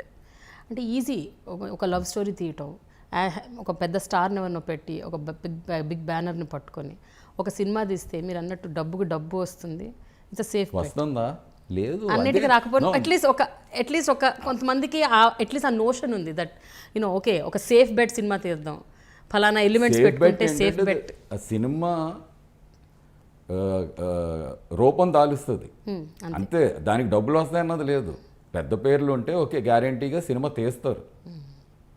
దాని ఫేట్కి అదేం పెద్ద హెల్ప్ చేయదని అనుకోండి. ఎందుకంటే అందరూ అంటారు కదా అందరికీ డబ్బులు పోతున్నాయి ఎక్సెప్ట్ మేబీ 10 ఫిల్మ్స్ అయ్యారు. కానీ నాకెందుకంటే అలాంటి పేర్లు ఉండవు కనుక తీయటానికి ఇంకా టైం ఎక్కువ పడుతుంది. సేలబుల్ నేమ్స్ అంటారే. ఎప్పుడు ఎందుకంటే మీరు అంటే ఇంత గొప్ప కథని ఒక పెద్ద నటుడితో చేస్తే ఇంకా అది చాలామంది జనాలకు రీచ్ అవుతుంది కదా, అలా ఎప్పుడు ఆలోచించలేదా మీరు? ఇప్పుడు గురు సినిమా ఉంది, ఇప్పుడు గాజీ అటాక్ ఉంది. అదే సంకల్ప్ రెడ్డి ఎవరో ఒక ముక్కు మోహన్ తెలియని వాళ్ళతో తీసుంటే మేబీ ఇంత రీచ్ ఉండేది కాదు. ఒక రాణాన్ని పెట్టాడు కాబట్టి అంటే ఆ స్థాయి ఆ లెవెల్ ఆఫ్ ఇది వచ్చేసింది దానికి. దట్స్ ఐఎమ్ సేయింగ్ మీ సినిమాల్లో ఇంత అద్భుతమైన కథ ఉంటుంది, ఇంత మంచి థాట్ ప్రాసెస్ ఉంటుంది, ఇన్ని మంచి హ్యూమన్ ఇమోషన్స్ ఉంటాయి. ఎందుకు మీరు ఎప్పుడు ఒక మంచి స్టార్ని పెట్టి తీయాలని ఎందుకు అనుకోలేదు? అంటే ఫస్ట్ ఆఫ్ ఆల్ మీరు చెప్పింది అబ్సల్యూట్లీ రైట్. ఒక స్టార్ ఉంటే రీచ్ ఎక్కువ అంటే ఈజియర్ జనంలోకి వెళ్ళటానికి. అలాంటి ప్రయత్నం నేను చేయలేదని మీకు తెలియదు, చేసి ఉంటాను, చేశారు. చేసి విఫలమై ఉంటాను. అంటే నేను ఆ స్టార్ని కన్విన్స్ చేయలేకపోయి ఉండొచ్చు, ఏదో కొన్ని ఆ పరిస్థితులను బట్టి ఆ స్టార్కి అది ఆ టైంలో నచ్చి ఉండకపోవచ్చు. అంతేకాని నేను స్టార్స్తో చేయనని ఎప్పుడు అనుకోలేదు. వాళ్ళు నా మీద ఇంట్రెస్ట్ ఉండకపోవచ్చు, నా సబ్జెక్ట్స్ మీద. బట్ ఎంతమంది స్టార్స్కి మీరు చెప్పారండి, నెరేట్ చేశారు మీ స్టోరీస్? అంటే ఆ కథ ఇప్పుడు అంత ఇంట్రెస్టింగ్గా ఉండదు, ఎందుకు ప్రయోజనం ఏముంది దానికి? అదేదో నేను చెప్పాను వీళ్ళు వినలేదు, వీళ్ళకి నచ్చలేదు అంటే ఏంటి, దానివల్ల ఏమొచ్చింది? వాళ్ళు తక్కువ కాదు, నేను ఎక్కువ కాదు, నేను తక్కువ కాదు, వాళ్ళు ఎక్కువ కాదు, ఎవరి చాయిస్ వాళ్ళది. బట్ ఒక సుహాసిని గారు చేశారు, ఒక చార్మి చేసింది. సో అప్పట్లో ఆ టైంలో వాళ్ళు, ఇప్పుడు సుహాసిని గారు అంటే ఈజ్ వెరీ సార్ట్ ఆఫ్టర్, ఒక మంచి రోల్ ఉంది అంటే ఆబ్వియస్గా సుహాసిని గారు లాంటి వాళ్ళని అప్రోచ్ అవుతారు. సో ఆవిడని అప్రోచ్ అయినప్పుడు ఆవిడ ఒప్పుకున్నారు. అలాగే Charmi at that point of time she was lead star. So ఆవిడ కూడా ఒప్పుకుంది. సో ఉన్నారు ఒప్పుకుని యాక్సెప్ట్ చేసి ఇలాంటి సినిమాలను చెయ్యాలి అనుకునే వాళ్ళు ఉన్నారు. జగపతి బాబు చేశాడు అనుకోకుండా. అదే ఆ టైంలో ఆ సబ్జెక్ట్కి వాళ్ళకి నచ్చి ఉంటుంది, నేను వేరే చెప్పినప్పుడు అప్పుడు నచ్చి ఉండకపోవచ్చు, వేరే టైం అవ్వచ్చు. యాక్టర్స్ కూడా వాళ్ళ మైండ్ సెట్ వేరేగా ఉంటుంది, ప్రతిరోజు ఒకలాగా ఉండదు కదా, ఒకే టైప్ అవసరం ఉండదు. ఆ టైప్ ఆఫ్ క్యారెక్టర్ ఇప్పుడు చేస్తే బాగుంటుంది అనిపించవచ్చు ఎవరికైనా. బట్ మీ సినిమాలు it's a great blend of, అంటే జనరల్గా మనం సినిమాలని ఆర్ట్ సినిమా, కమర్షియల్ సినిమా అని చాలా, అంటే I don't like that categorisation. But అలా కేటగరైజేషన్ చేసినప్పటికి కూడా ఆర్ట్ సినిమాలో ఉన్న ఒక beautiful you know that expressions, that ఇమోషన్స్ని, అలాగే కమర్షియల్ సినిమాలో ఉన్న పాట, మాట, డాన్సు, ఎంటర్టైన్మెంట్, ఈ రెండింటిని చాలా అద్భుతంగా బ్లెండ్ చేస్తారు మీ సినిమాల్లో. హోప్ఫుల్లీ ఆ ప్రయత్నం అదే అమ్మా. బట్ ఇక చాలా వరకు ఆర్ట్ సినిమాలు నాకు నచ్చవు. అలాగని సో కాల్డ్ మాస్ మసాలా సినిమాలు అంటారు, అవి కూడా అసలు నచ్చవు. ఎక్కువగా సినిమాలు నచ్చవు, చాలా తక్కువ సినిమాలు నచ్చితే అది ఆర్ట్ అవ్వచ్చు, లేకపోతే నాకున్న టేస్ట్ని బట్టి బ్లెండ్ చేసుకొని చేసేది ఇది. ప్లస్ కొన్ని సబ్జెక్టులకి అసలు పాటలు అవసరం ఉండకపోవచ్చు. లైక్ అయితేలో ఒక పాటే అవసరం, లిటిల్ సోల్జర్స్లో 7 పాటలు అవసరం అనిపించింది, మ్యూజికల్గానే చెప్దాం స్టోరీ అని. సో ఓన్లీ సబ్జెక్ట్ అవసరాన్ని బట్టి సో కాల్డ్ రెగ్యులర్ ఎలిమెంట్స్ వాడతాను. ఫస్ట్ ఆఫ్ ఆల్ మనం పుట్టి పెరిగింది ఈ ఆటపాట సినిమాల్లోనే కదా, చిన్నప్పుడు విజయ పిక్చర్స్ నుంచి మాకు తెలిసింది అదే. సో మైండ్లో అది ఉండిపోతుంది ఎక్కడో చోట. We like songs. అండ్ సాంగ్స్లో ఇంకోటి నాకు ఎక్కువ ఇష్టం అంటే, నాకు అసలు మ్యూజిక్ సెన్స్ లేదు, కానీ ఈ సినిమా అన్నది ఇన్ని రోజులు ఇంతమంది కష్టపడి చేయాలి, ఫైనల్ ప్రోడక్ట్ రావడానికి చాలా టైం పడుతుంది. బట్ ఫస్ట్ వచ్చే finished product is a song, audio. Recording అయిపోతుంది ముందే, షూటింగ్ ముందు. అది విన్నప్పుడు ఒకటి కంప్లీట్ అయిందని ఒక కిక్ వస్తుంది. అది great about having songs in your film. ఒక బిట్ చూసాం, it's by itself it's complete actually song అన్నది. It has a life apart from the film. So creative thing చేస్తాం అన్నది బాగుంటుంది, ఆ కిక్ బాగుంటుంది. అయినా కూడా ఇప్పుడు అనుకోకుండా ఒకరోజు అలాగే అయితే ఎంత థ్రిల్లర్ మూవీస్ అయినప్పటికీ కూడానండి, మీరు అందులో ఇలాంటి అంటే సాంగ్స్, డాన్సులు ఇలాంటి ఎలిమెంట్స్ పెట్టారు. ఎస్పెషలీ అనుకోకుండా ఒక రోజులో అయితే చిరంజీవి ఫ్యాన్ అమ్మాయి చార్మి, చిరంజీవి మీద ఒక పాట రాయించారు మీరు. అది ఇప్పటికి కూడా it's a very big hit. అది ఈవెన్ టుడే టీవీలో, రేడియోలో వస్తుంటే ఆ పాట you know people love that song. సినిమాలో దో ఇట్ ఈస్ అంటే దాన్ని పిక్చరైజేషన్, కలర్ కాంబినేషన్ యూజ్ చేసిన కలర్ స్కీమ్స్ కూడా చాలా డల్గా, రస్టిక్గా ఉన్నప్పటికి కూడా యాక్షన్ ఉంటుంది అందులో. There is this hijack drama, there is this you know kidnap drama, so many things అన్నీ జరుగుతూ ఉంటాయి. So that's what I mean to tell you అన్న. మీరు అన్నట్టు మీ సినిమాల్లో మీరు నమ్మేది ఏంటండి? కథని మాత్రమే పూర్తిగా నమ్ముతారా, లేకపోతే కథలో కంపల్సరీగా కొన్ని ఎలిమెంట్స్ ఉండాలి, ఈవెన్ ఇఫ్ అంటే కథ మీ స్టైల్లో మీరు తీసినప్పటికీ కంపల్సరీగా కొన్ని ఎలిమెంట్స్ అయితే పెట్టాలి అని పెట్టుకునే ఎలిమెంట్స్ కూడా ఉంటాయా ఇలాంటివి? పాటలు, డాన్సులు, ఫైట్లు అలా అంటే దాని అంతటది ఎలిమెంట్ అన్నది ఉండదు, అది తెచ్చిపెట్టినట్టే ఉంటుంది. కథ పరంగానే వెళ్ళాలి అది. లైక్ అనుకోకుండా ఒక రోజులో లెఫ్ట్ రైట్ పాట నాకు ఆ సిచ్యుయేషన్ అనిపించింది, పాట ఉంటే బాగుంటుందని. ఓకే. సో అంతా అయిపోయాక మళ్ళీ అది రికార్డ్ బికాజ్ అది easier to show how she's drunk and instead of ఒక మాటలో చెప్పించడం కంట, ప్లస్ చూడటానికి బాగుంటుంది. And that was I think another hit song నేను అనుకోవాలి లెఫ్ట్ రైట్. సో అది సిచ్యుయేషన్ అక్కడ అవసరాన్ని బట్టి కథను ఆఫ్ చేసే పాటల్లో ఎప్పుడూ ఉండదు నేను చేసే సినిమాల్లో. కథ ముందుకు వెళ్ళాలి ఆ పాట వల్ల. అందుకని ప్యూర్ డాన్స్ అన్నది ఉండదు. యా మేబీ అలాంటి సబ్జెక్ట్ చేస్తే ఇట్ బి ఇంట్రెస్టింగ్. డాన్స్ అని ఎప్పుడు ఎవరో చూడని కొరియోగ్రాఫ్ డాన్సెస్ చేయిస్తే బాగుంటుందేమో. 2-3 years బ్యాక్ మీరు తీసిన సినిమా అమృతం ఇన్ అమృతం చందమామలో యా. సో అమృతం చందమామలో ఏంటండి ఆ కాన్సెప్ట్? అది ఎందుకు అసలు తీద్దాం అనుకున్నారు? అమృతం అంత మేజర్ బ్లాక్ బస్టర్ తీద్దాం అనుకున్నాను ఏమో. అంటే అదే నాకు చాలా ఎక్సైటింగ్ అనిపించింది. మూన్ పైకి అమృతం అన్నవాళ్ళు అసలు అమృతాన్ని వేరే సిచ్యువేషన్లో పెడదాం అనుకుని మొదలైంది. ఎప్పుడు ఇక్కడ అమృత్ విల్లాస్లో కాకుండా ఓకే బ్యాంకాక్ వెళ్తే ఎలా ఉంటుంది, సింగపూర్ అమెరికా వెళ్తే ఎలా ఉంటుంది, అసలు ఇది అంతే ఎందుకు అసలు మూన్ పైకి వెళ్తే ఎలా ఉంటుంది అనిపించింది. అరే ఎంత డ్రెస్లు వేయచ్చు, ఆ స్పేస్ సూట్స్, పిల్లలకు కూడా ఎంటర్టైనింగ్ ఉంటుందన్న ఒక అత్యాసతో చేసాం. అది కుదరలేదు. ఎంత బాగా చాలా ఖర్చు అయిందండి. How much did you spend? 5 crores fine. 5 crores కంప్లీట్గా అసలు ఒక్క రూపాయి కూడా రాలే పెట్టిన దానికి. 14 లక్షలు వచ్చిందేమో. శాటిలైట్ కూడా రాలేదండి? రాలేదు. ఇప్పుడు కావాలా? ఓకే. సో ఇప్పుడు మీ స్టేట్ ఆఫ్ మైండ్ ఏంటండి ఈ 3 yearsగా? మళ్ళీ ఇలాంటి వింత ఎక్స్పెరిమెంట్లు చేయొద్దు అనుకుంటున్నారా, లేకపోతే అయినా సరే చెయ్యాలి అనుకుంటున్నారా?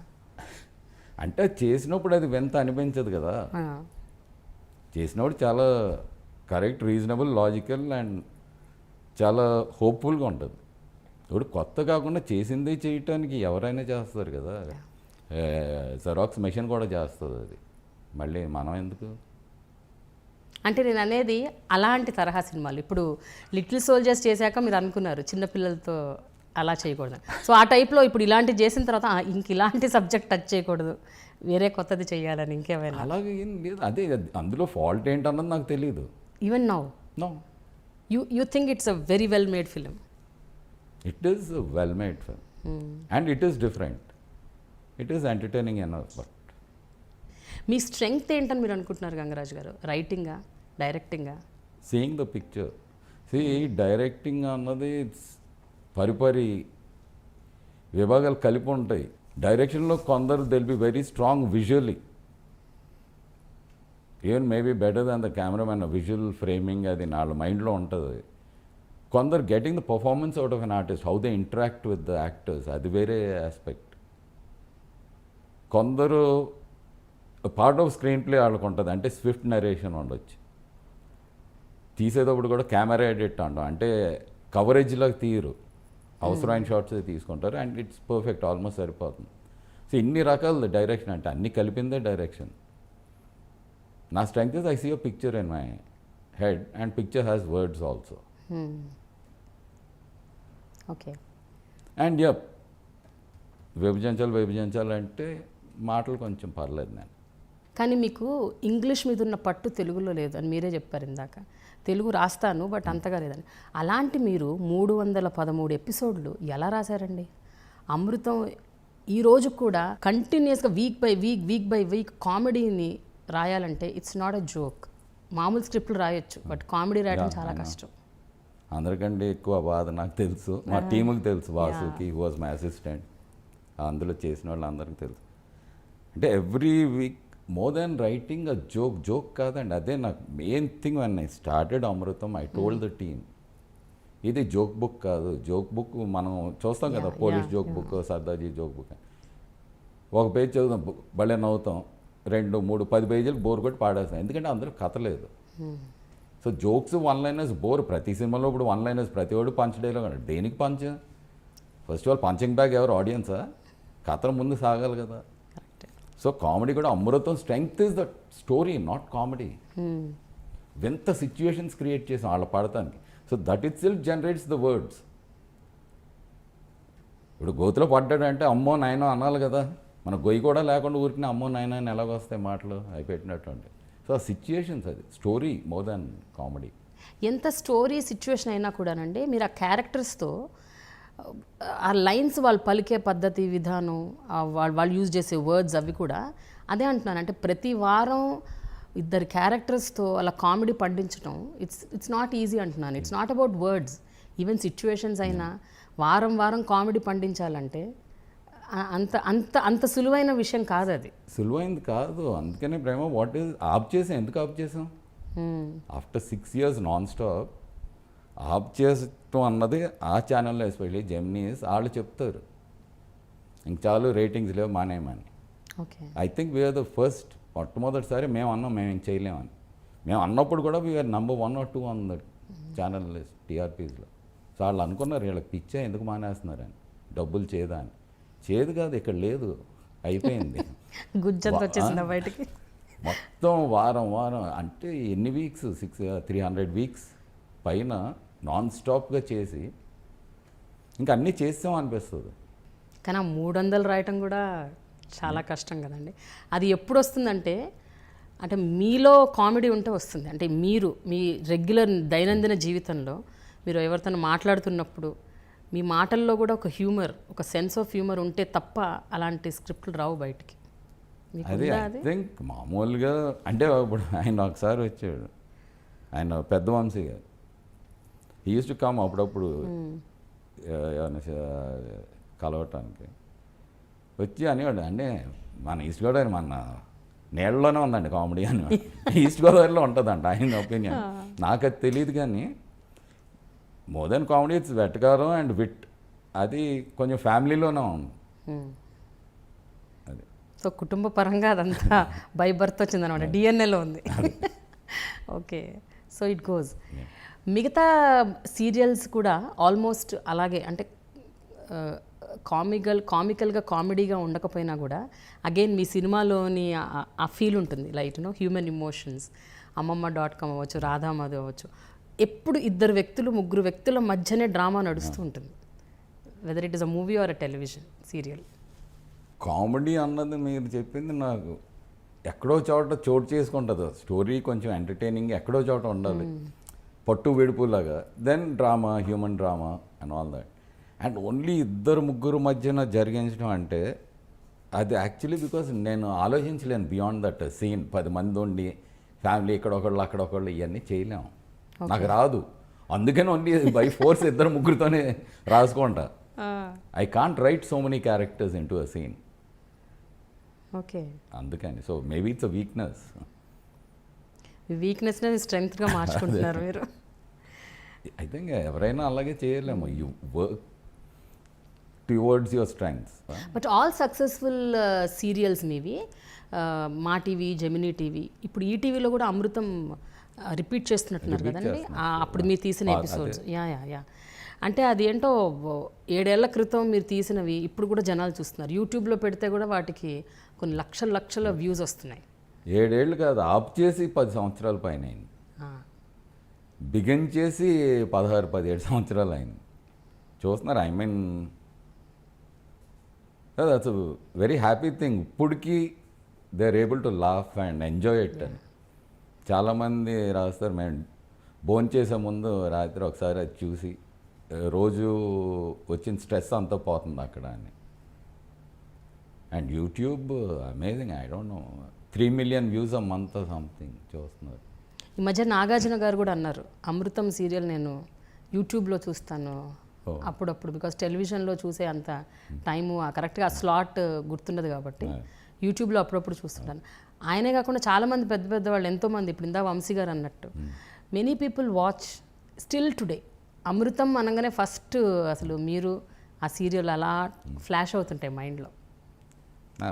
అమృతం అప్పుడు చేసిన అన్నాళ్ళు కొంచెం తిట్టుకునే వాళ్ళం, ఇంకా జీవితం ఏంటి ఇలాగా సంఖ్యలు వేసినట్టు అయిపోయింది 6 సంవత్సరాలని. బట్ ఆ తిట్టుకోవడం తప్పేమో అని ఇప్పుడు అనిపిస్తుంది, ఫర్ వాట్ ఇట్స్ అచీవ్.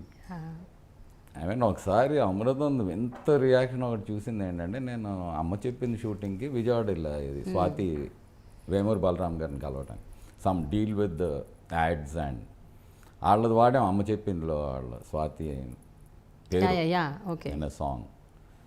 వెళ్ళి కూర్చున్నాను, మాట్లాడుతున్నాను, లిటిల్ సోల్జర్స్ చేశాను, ఇలాగా అది అయితే ఇది 10-15 మినిట్స్ అయింది, మామూలుగానే మాట్లాడుతున్నాను మరి అది. దాన్ని నా తర్వాత నేను అమృతం సీరియల్ కూడా చేశాను. టక్కన నుంచున్నారు ఆయన, నుంచినప్పుడు మళ్ళీ ఫ్రెష్గా ఇంట్రడ్యూస్ చేసుకున్నారు. ఈ సినిమాలు చేసింది అంతా పోయింది, లిటిల్ సోల్జర్స్ పేరు ఉన్నదే, అవును. అయితే పేరు వచ్చింది, అంతకంటే ఎక్కువ మామూలుగానే మాట్లాడేది. ఈ దాంట్లోకి ఐ మీన్ టక్కన లేచి నుంచుని షేక్ హ్యాండ్ ఇచ్చారు. So for some people it was like that. There so many people TV ఎప్పుడు చూడడం, అమృతం ఒకటే చూస్తాం అనేవాళ్ళు. అంటే people in other businesses, not the youngsters. నువ్వు నిజమండి, ఎందుకంటే ఇట్స్ అ క్లీన్ కామెడీ. మన దగ్గర చాలా కాలంగా మన సినిమాల్లో కొన్ని vulgar comedy, double meaning comedy ఇవన్నీ బాగా ఎక్కువైన టైంలో మీరు Amrutham it's very clean comedy. 6 years నుంచి 60 years ఓల్డ్ పిల్లలు, ఐ మీన్ ఆ ఏజ్ గ్రూప్లో ఉన్న వాళ్ళందరూ ఎవ్రీబడి విల్ వాచ్. అంత ఇప్పుడు చిన్నపిల్లలు కూడా చూస్తున్నారు, ఈ ఏజ్ గ్రూప్ వాళ్ళు, that's what. 5 years, 6 years, 7 years. గుండు హనుమంతరావు గారు ఆయన సినిమా కెరియర్నే వదులుకున్నారట అమృతం కోసం. ఆయన మొన్న ఈ మధ్య ఒక ఇంటర్వ్యూలో చెప్పారు, "నేను సినిమాలే వదులుకున్నానండి, నాకు రోల్స్ వద్దు, నాకు అమృతం చాలు" అని. అదే 30 సినిమాలు పైగా వదులుకున్నాను. That's great. అండ్ అంజీకి అసలు ఇంకొక ఫేస్ ఇమాజిన్ చేయలేం, ఇంకొక క్యారెక్టర్. బట్ ఆపటానికి కేవలం అంటే సీరియల్ ఆపటానికి కేవలం ఇంకా ఐడియాస్ రాకపోవడం వల్లేనా, లేకపోతే అందులో ఉన్న ఈ క్యారెక్టర్స్ ఎవరైతే ఉన్నారో హర్షవర్ధన్ వెరీ కీలకమైన పాత్ర పోషించారు. అతనికి ఇప్పుడు రైటింగ్ ఛాన్సెస్, రైటర్గా బాగా చాలా సినిమాలు చేస్తున్నారు, మొన్న మనం కూడా చేశారు, ఇప్పుడు డైరెక్షన్లోకి వెళ్తున్నారు. Are they also some of the reasons అండి వాళ్ళు వాళ్ళ కెరియర్స్ వాళ్ళు ఒక యాక్టర్ దొరకకపోతే అమృతం ఆగలేదు. అమృతం చరిత్రే అది. మొదట అమృతం వేరు, తర్వాత ఇంకొక అమృతం, రెండో అమృతరావు, మూడో అమృతరావు హర్ష. సో హర్ష కాబట్టి 4వ అమృతరావు వచ్చేవాడు. అసలు అమృతరావు పేరు అమృతం, అమృతరావు క్యారెక్టర్ లేకుండా 3 నెలలు వేరే కథ రాసుకున్నాం, ఓన్లీ అంజు మీద, మిగిలిన క్యారెక్టర్స్ మీద. That thing was too big to stop by 1 actor, 2 actors, all the actors. The thing was అదే, ఏ బలం ఏంటో అందులో కథే అయిపోయింది. కథే అయిపోయింది, అప్పుడు ఇంకొక కథ తీసుకురాలేం కదా. So that proves the point that అన్నిటికంటే మూలం కథ. అంటే మీ సినిమా తీసినప్పుడు ఈ క్యారెక్టర్స్ ఎవరైతే కీలకమైన క్యారెక్టర్స్ ఉన్నారో, శివాజీ రాజా గారు, గుండు హనుమంతరావు, హర్షవర్ధన్, వీళ్ళెవ్వరూ అందులో లేకపోవడం కూడా వన్ రీజన్ అయి ఉంటుందండి సినిమా ఆడకపోవటానికి? అయ్యి ఉండొచ్చు, అది తెలియదు. ఇంకా జనాలు అంతా ఓన్ చేసుకున్నారు కదా ఆ క్యారెక్టర్స్ని. Maybe Anji more than others. అదే గుండు హనుమంతరావు గారేమో, దో సర్వం ఉన్నాడు అండ్ అప్పాజీ ఉన్నాడు, but Anji maybe they missed of all the people.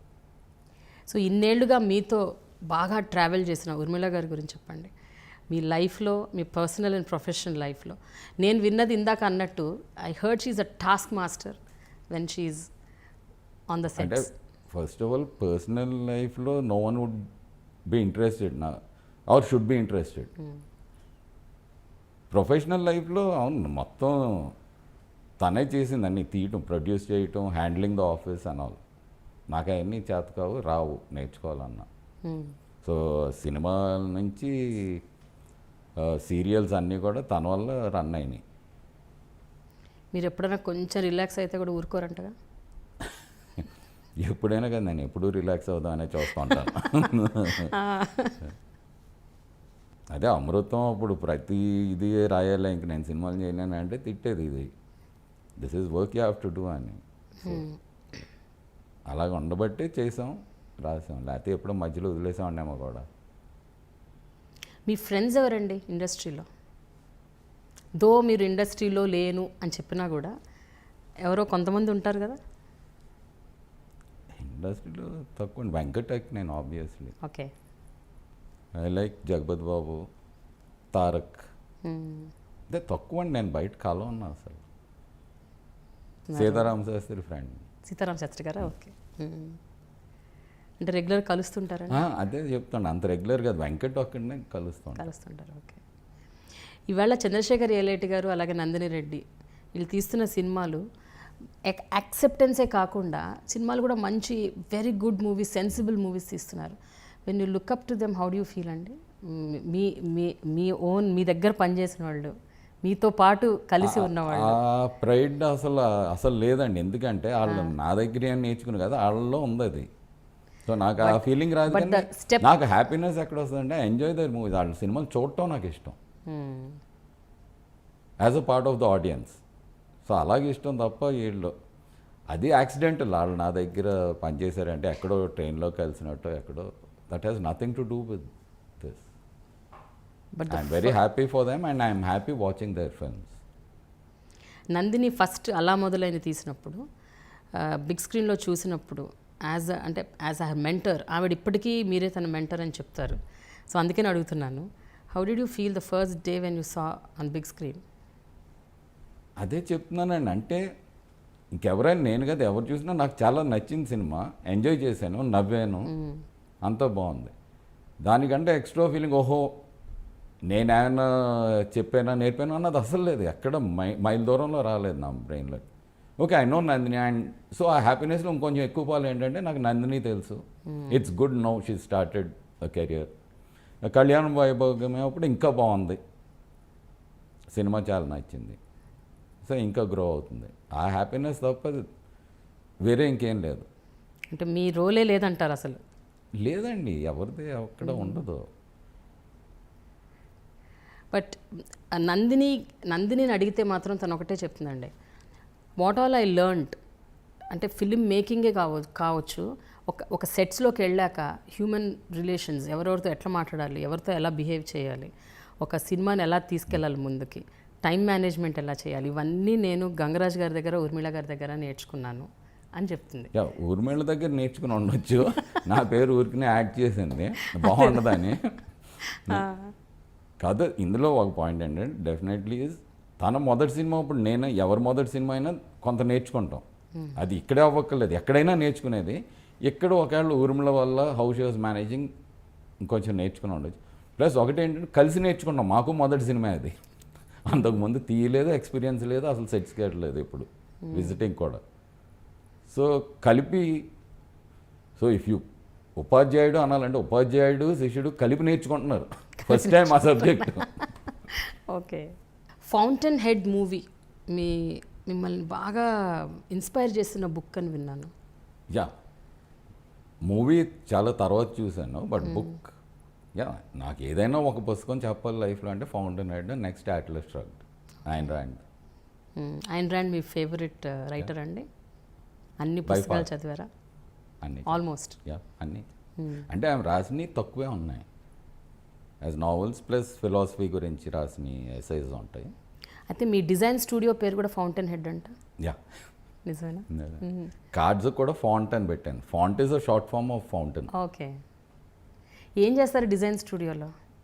అలాగే మీ ఇప్పుడు జస్ట్ ఎల్లో మీడియా హౌస్ అంటే ఏం చేస్తుంటారు? ఓన్లీ టెలివిజన్ సీరియల్స్ ప్రొడ్యూస్ చేస్తారా, లేకపోతే ఇంకేమన్నా చేస్తుంటారా? ఫౌంటైన్ హెడ్ డిజైన్ స్టూడియో ఇప్పుడు లేదు, అప్పుడు గ్రీటింగ్ కార్డ్స్.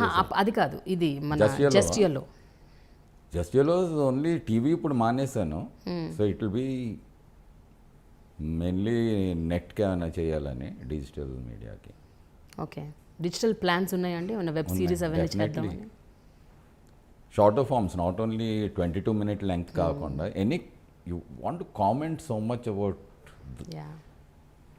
అంటే అదేదో యాడ్ వచ్చింది కదా మనకి, టైర్స్ సిఎట్ ఏదో, road is filled with idiots అని. అలాగే ప్రపంచం నిండా ఇలాంటి పిచ్చి పెరిగిపోతుంది అన్ని రకాలుగా. సో ఏదో అనుబుద్ధి వస్తుంది. Blog some times I blog, I'm lazy, so ఇప్పుడు వీడియోలో ఏమైనా చేయొచ్చు అని. మీది ఫ్రీ మైండే కాకుండా చాలా ఫ్రాంక్ మైండ్ అని కూడా విన్నాను నేను. అంటే ఏదన్నా సరే మీకు మనసుకు నచ్చింది, మనసుకు తోచింది మీరు చెప్తారు, చేస్తారు, అనేస్తారు. చాలా వరకు అది ఎప్పుడైనా మీకు ఎఫెక్ట్ చేసిందండి మీ కెరియర్ని కానీ, లేకపోతే మీ పర్సనల్ లైఫ్ని కానీ, మీ జనరల్గా? అంటే నా కెరియర్ ఇంకొకళ్ళ మీద డిపెండ్ అయ్యే కెరియర్కి, సపోజ్ ఐ వాజ్ ఎంప్లాయిడ్, చాలా ప్రాబ్లం అయ్యేదేమో నాకు తెలియదు. Most of the time I'm unemployed, so it won't affect me. అన్ఎంప్లాయిడా? యా, పర్సనల్ రిలేషన్షిప్స్లో కూడా పెద్ద ఎక్కువ ఐ డోంట్ థింక్ నేను ఎక్కువ అంటే మాట్లాడాను. ఫ్రెండ్షిప్స్ లేకపోతే చుట్టరికాలు ఇలాంటివి? ఫ్రెండ్సే తక్కువ, చాలా తక్కువ ఫ్రెండ్స్. మీరు చాలా ఈ ఇండియన్ పానోరమా ఫిల్మ్ ఫెస్టివల్స్కి వాటికి జూరీగా కూడా వెళ్ళారు. చాలా కదా, ఒక్కసారి ఇంటర్నేషనల్ ప్యానెల్లో ఉన్న దేనికి, చిల్డ్రన్స్ ఫిల్మ్ ఫెస్టివల్. అంతే. ఇండియన్ ఒకసారి పానోరమా ఏమో కూడా ఇండియన్ పానోరమాకి వెళ్ళా 2 years బ్యాక్. ఒకసారి మొన్న నంది అవార్డ్స్ 2012కి వెళ్ళాను. ఎట్లా అనిపిస్తుందండి ఆ 3 డిఫరెన్స్ ఏంటి? చిల్డ్రన్ ఫిల్మ్ ఫెస్టివల్కి, ఇండియన్ పానోరామాకి, నందికి ఒక జూరీగా మీ అబ్జర్వేషన్ ఏంటి? How fair are they? I think international first time నేను ఫస్ట్ జ్యూరీ మెంబర్ ఉన్నది international children's film festival. So Suhasini నేను తప్ప అందరూ foreigners. Okay. And it was absolutely fair. ఇంకొకళ్ళు ఫోన్లు చేసి ఓట్ ఇన్ఫ్లుయెన్స్ చేసే ఛాన్స్ లేదు అక్కడ. ఫారినర్స్ వాళ్ళే మాట్లాడతారు. అందులో నార్వే నుంచి వచ్చిన వాళ్ళు వెళ్తాను. సుహాసినితో అసలు మాట్లాడరు. నేను ఎలాగో లేను పిక్చర్లో. అంటే చెప్పాను కదా, అవుట్ సైడర్ అని నాకు ఎవడో ఫోన్ కూడా చేయరు. సో అది advantage. So it is fair in the sense there is no outside influence, but whether one member out of the whole jury will agree with the selection is different. అది ఉంటుంది.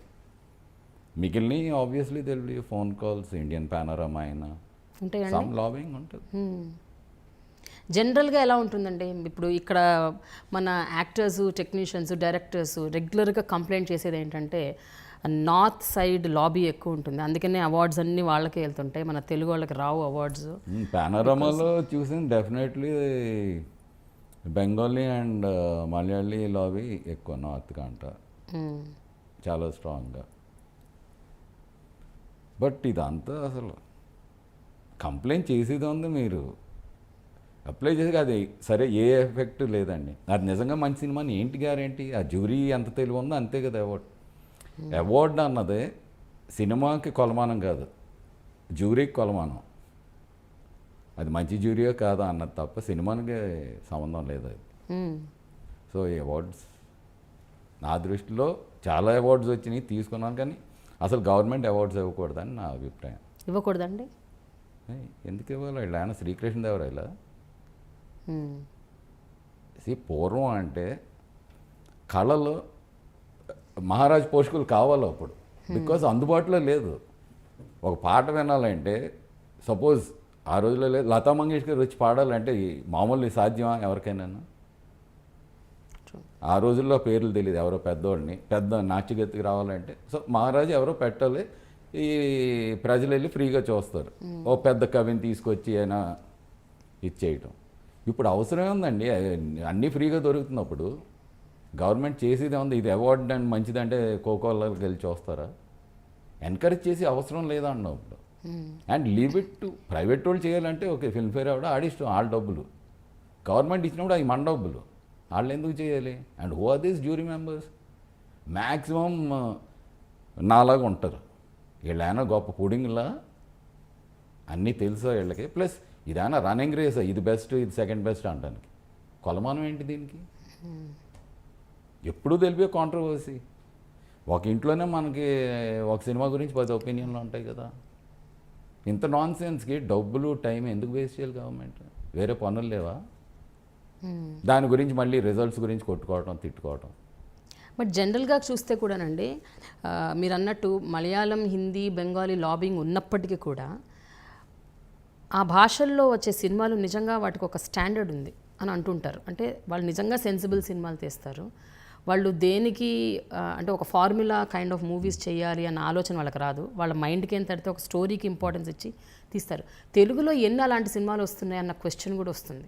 So then why do you fight when you have no right అని అంటుంటారు.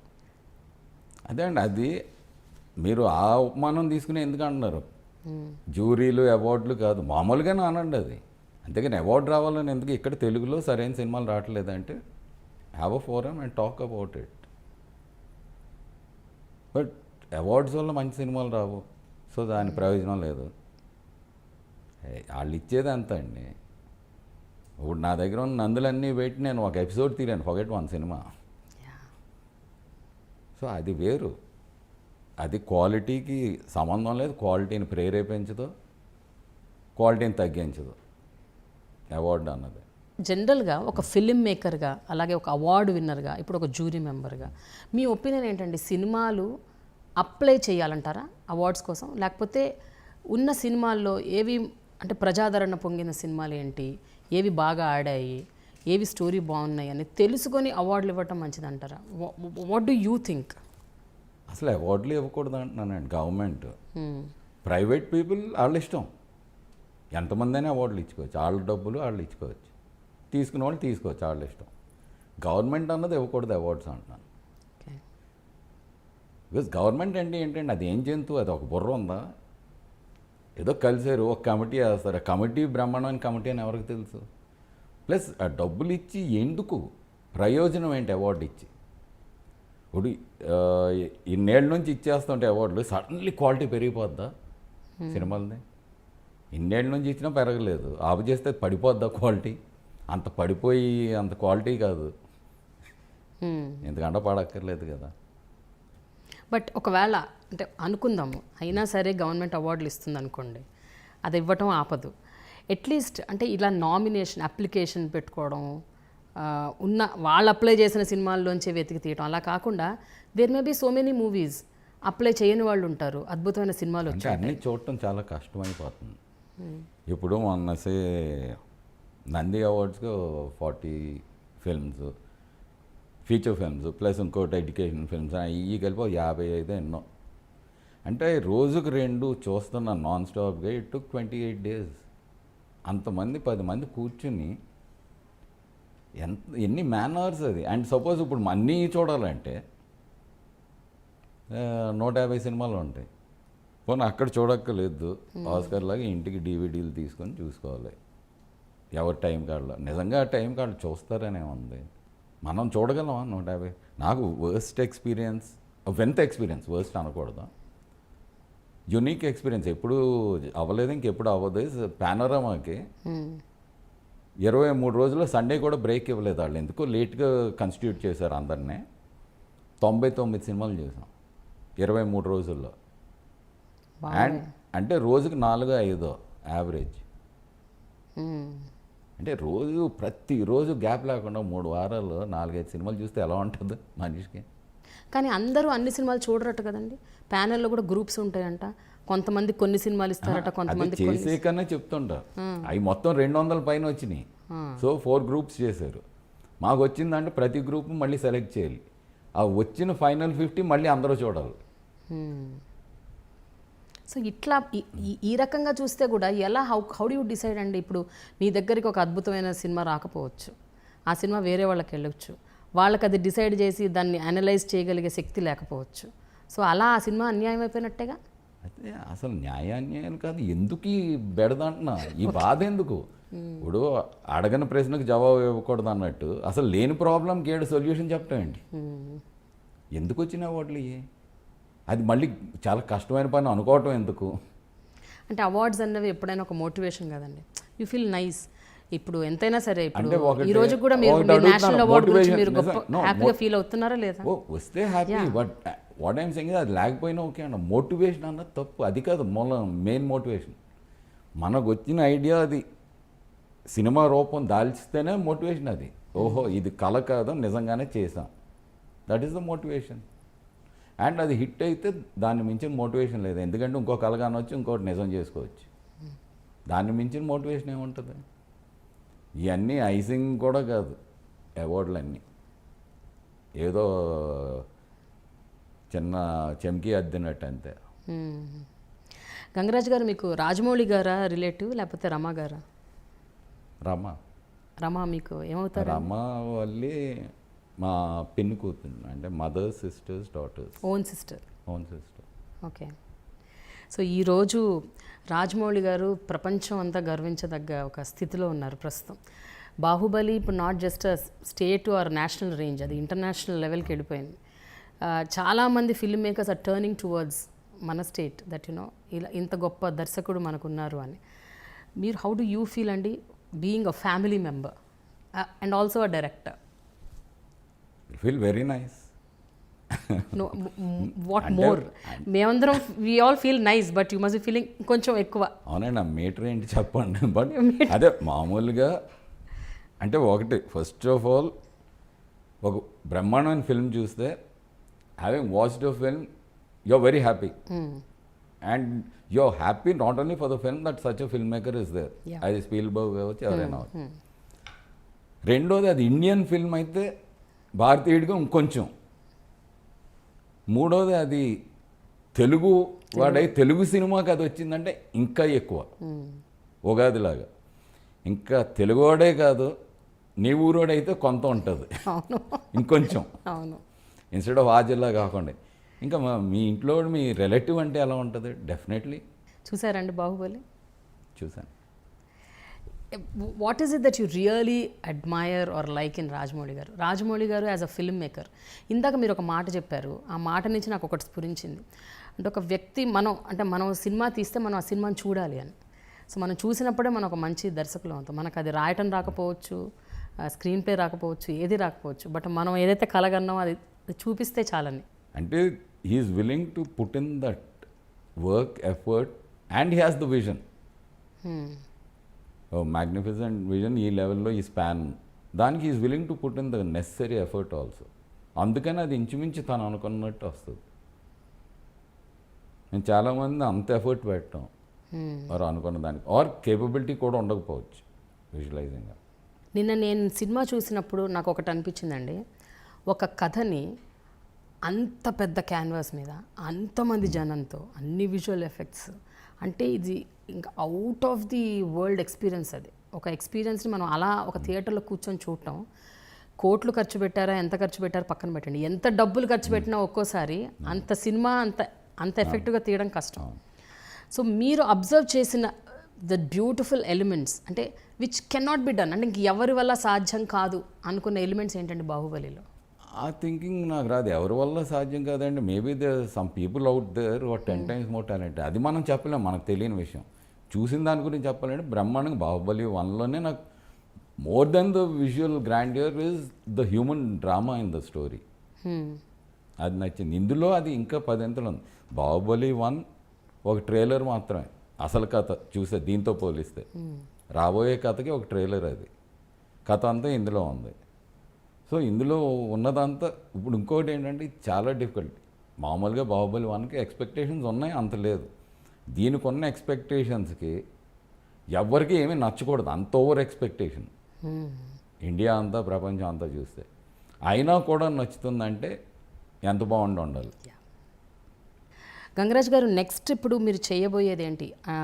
Digital స్పేస్లోకి వెళ్ళబోతున్నారా, లేకపోతే ఇంకో cinema తీద్దాం అనుకుంటున్నారా, టెలివిజన్లో మళ్ళీ వెంచర్ చేద్దాం అనుకుంటున్నారా ఏంటి? వాట్ ఈస్ ఇట్, మీ ఐడియాస్ ఏంటి ప్రస్తుతం? టెలివిజన్ అయితే drop, out of question. Digital and movies okay. Will be doing there. కొన్ని కథలు ఉన్నాయి, స్క్రిప్ట్స్ తయారు చేస్తున్నా 4-5. కొన్ని ఓన్లీ బిగ్ స్క్రీన్కి బాగుంటాయి, 2-3 ఈవెన్ డిజిటల్ స్పేస్ కూడా బాగుంటాయి. అలా ఇవి కాకుండా మధ్య మధ్యలో వేరే డైరెక్టర్స్ కానీ ఎవరికన్నా మీరు స్క్రిప్ట్ విషయంలో, డైలాగ్స్ విషయంలో, స్క్రీన్ ప్లే విషయంలో హెల్ప్ చేస్తున్నారండి? అయ్యో లేదు, సపోర్టింగ్ లేదు, ఎవరు అడగలేదు నన్ను. అంటే గాజీ తర్వాత ఇంకా నెక్స్ట్ టైం రాలేదు. గాజీ అసలు ఎందుకు అడిగారండి? ఏంటి రీజన్ ఏంటి మీ దగ్గరకు వచ్చి అడగడానికి కారణం? మీకు ఆ సబ్జెక్ట్ బాగా తెలుసా? ఆ ఐఎన్ఎస్ విక్రాంత్ అంటే నేవీలో ఉండేవాడిని కదా. ఓకే. ఏం లేదు, ఊరికినా అన్న. నేను నేవీ కాదు, నాకు అసలు ఎప్పుడు సముద్రంలోకి వెళ్ళలేదు. ఏమో మీరు చాలా చేశారు, అందులో నేవీ కూడా ఏందేమో మధ్యలో అనుకుంటున్నాను. లేదు, సముద్రం ఒడ్డుకే వెళ్ళానేమో మ్యాక్సిమం. నో, ఎందుకు తెలియదు మరి, ఎందుకు. మేబీ ఈ సబ్జెక్ట్కి కొంచెం రెగ్యులర్ డైలాగ్స్ బాగుండు అని ఐ థింక్ ఎవరినో ట్రై చేశారు, ఎవరో తెలియదు, బట్ కుదరట్లేదని నా దగ్గరికి వస్తే కొంచెం అప్పుడు నేను డైలాగ్సే కాదు ఇందులో కొంచెం చికిత్స ఉంది, స్ట్రక్చర్ స్క్రీన్ ప్లే కూడా చేస్తే అప్పుడు అన్నీ పండుతాయని ఒక షేప్ ఇచ్చి ఓకే. తెలుగు రాసి మళ్ళీ ఈసారి రివర్స్, తెలుగులో రాసేసి మళ్ళీ ఇంగ్లీష్లో బికాజ్ హిందీ కోసం హిందీ రైటర్కి తెలుగు రాదు కదా. ఓకే, ఇంగ్లీష్ దాని మళ్ళీ ఇంగ్లీష్లో రాస్తేనేమో అది ఇంగ్లీష్ చదువుకుని హిందీకి రాశాడు అతను. ఓకే. మీరు పాటలు కూడా రాస్తుంటారా గంగరాజు గారు? లేదు, అంటే రేర్గా ఒకసారి అనుకోకుండా ఒకరోజు కీరవాణి నేను కలిపి 2-3 పాటలు రాశాను. ఏం పాటలండి? షైన్ అన్న 3 పాటలు. ఒకటే ఫస్ట్ సాంగ్ అనుకోకుండా ఒక రోజులో డ్రగ్స్ తీసుకుని పాట ఉంటుంది, టికి టికి టిక్ టిక్, మిక్స్ ఆఫ్ ఇంగ్లీష్ వర్డ్స్ ఇది కలిపి ప్లస్ కొంచెం అదొకటి చేసాం. అదే షైన్ అన్న అని ఒక క్లబ్లో అదే జగపతి బాబు వెళ్ళి వాడినప్పుడు అది ఈ రెండు ఓకే. మ్యూజిక్ మీద ఇంట్రెస్ట్ లేదన్నారు, బట్ పాడుతుంటారా కనీసం? పాటలు పాడటం అలాంటివి ఇంట్రెస్ట్ లేదు అనలేదు, అంటే జీరో నాలెడ్జ్ అన్నాను. నాలెడ్జ్ లేదు, అసలు నాలెడ్జ్ లేదు. నేను పాడను, ఎందుకంటే నా చుట్టుపక్కల 2-3 ఉన్నారు, పాడితే ఎవరు ఉండరు. ఓకే.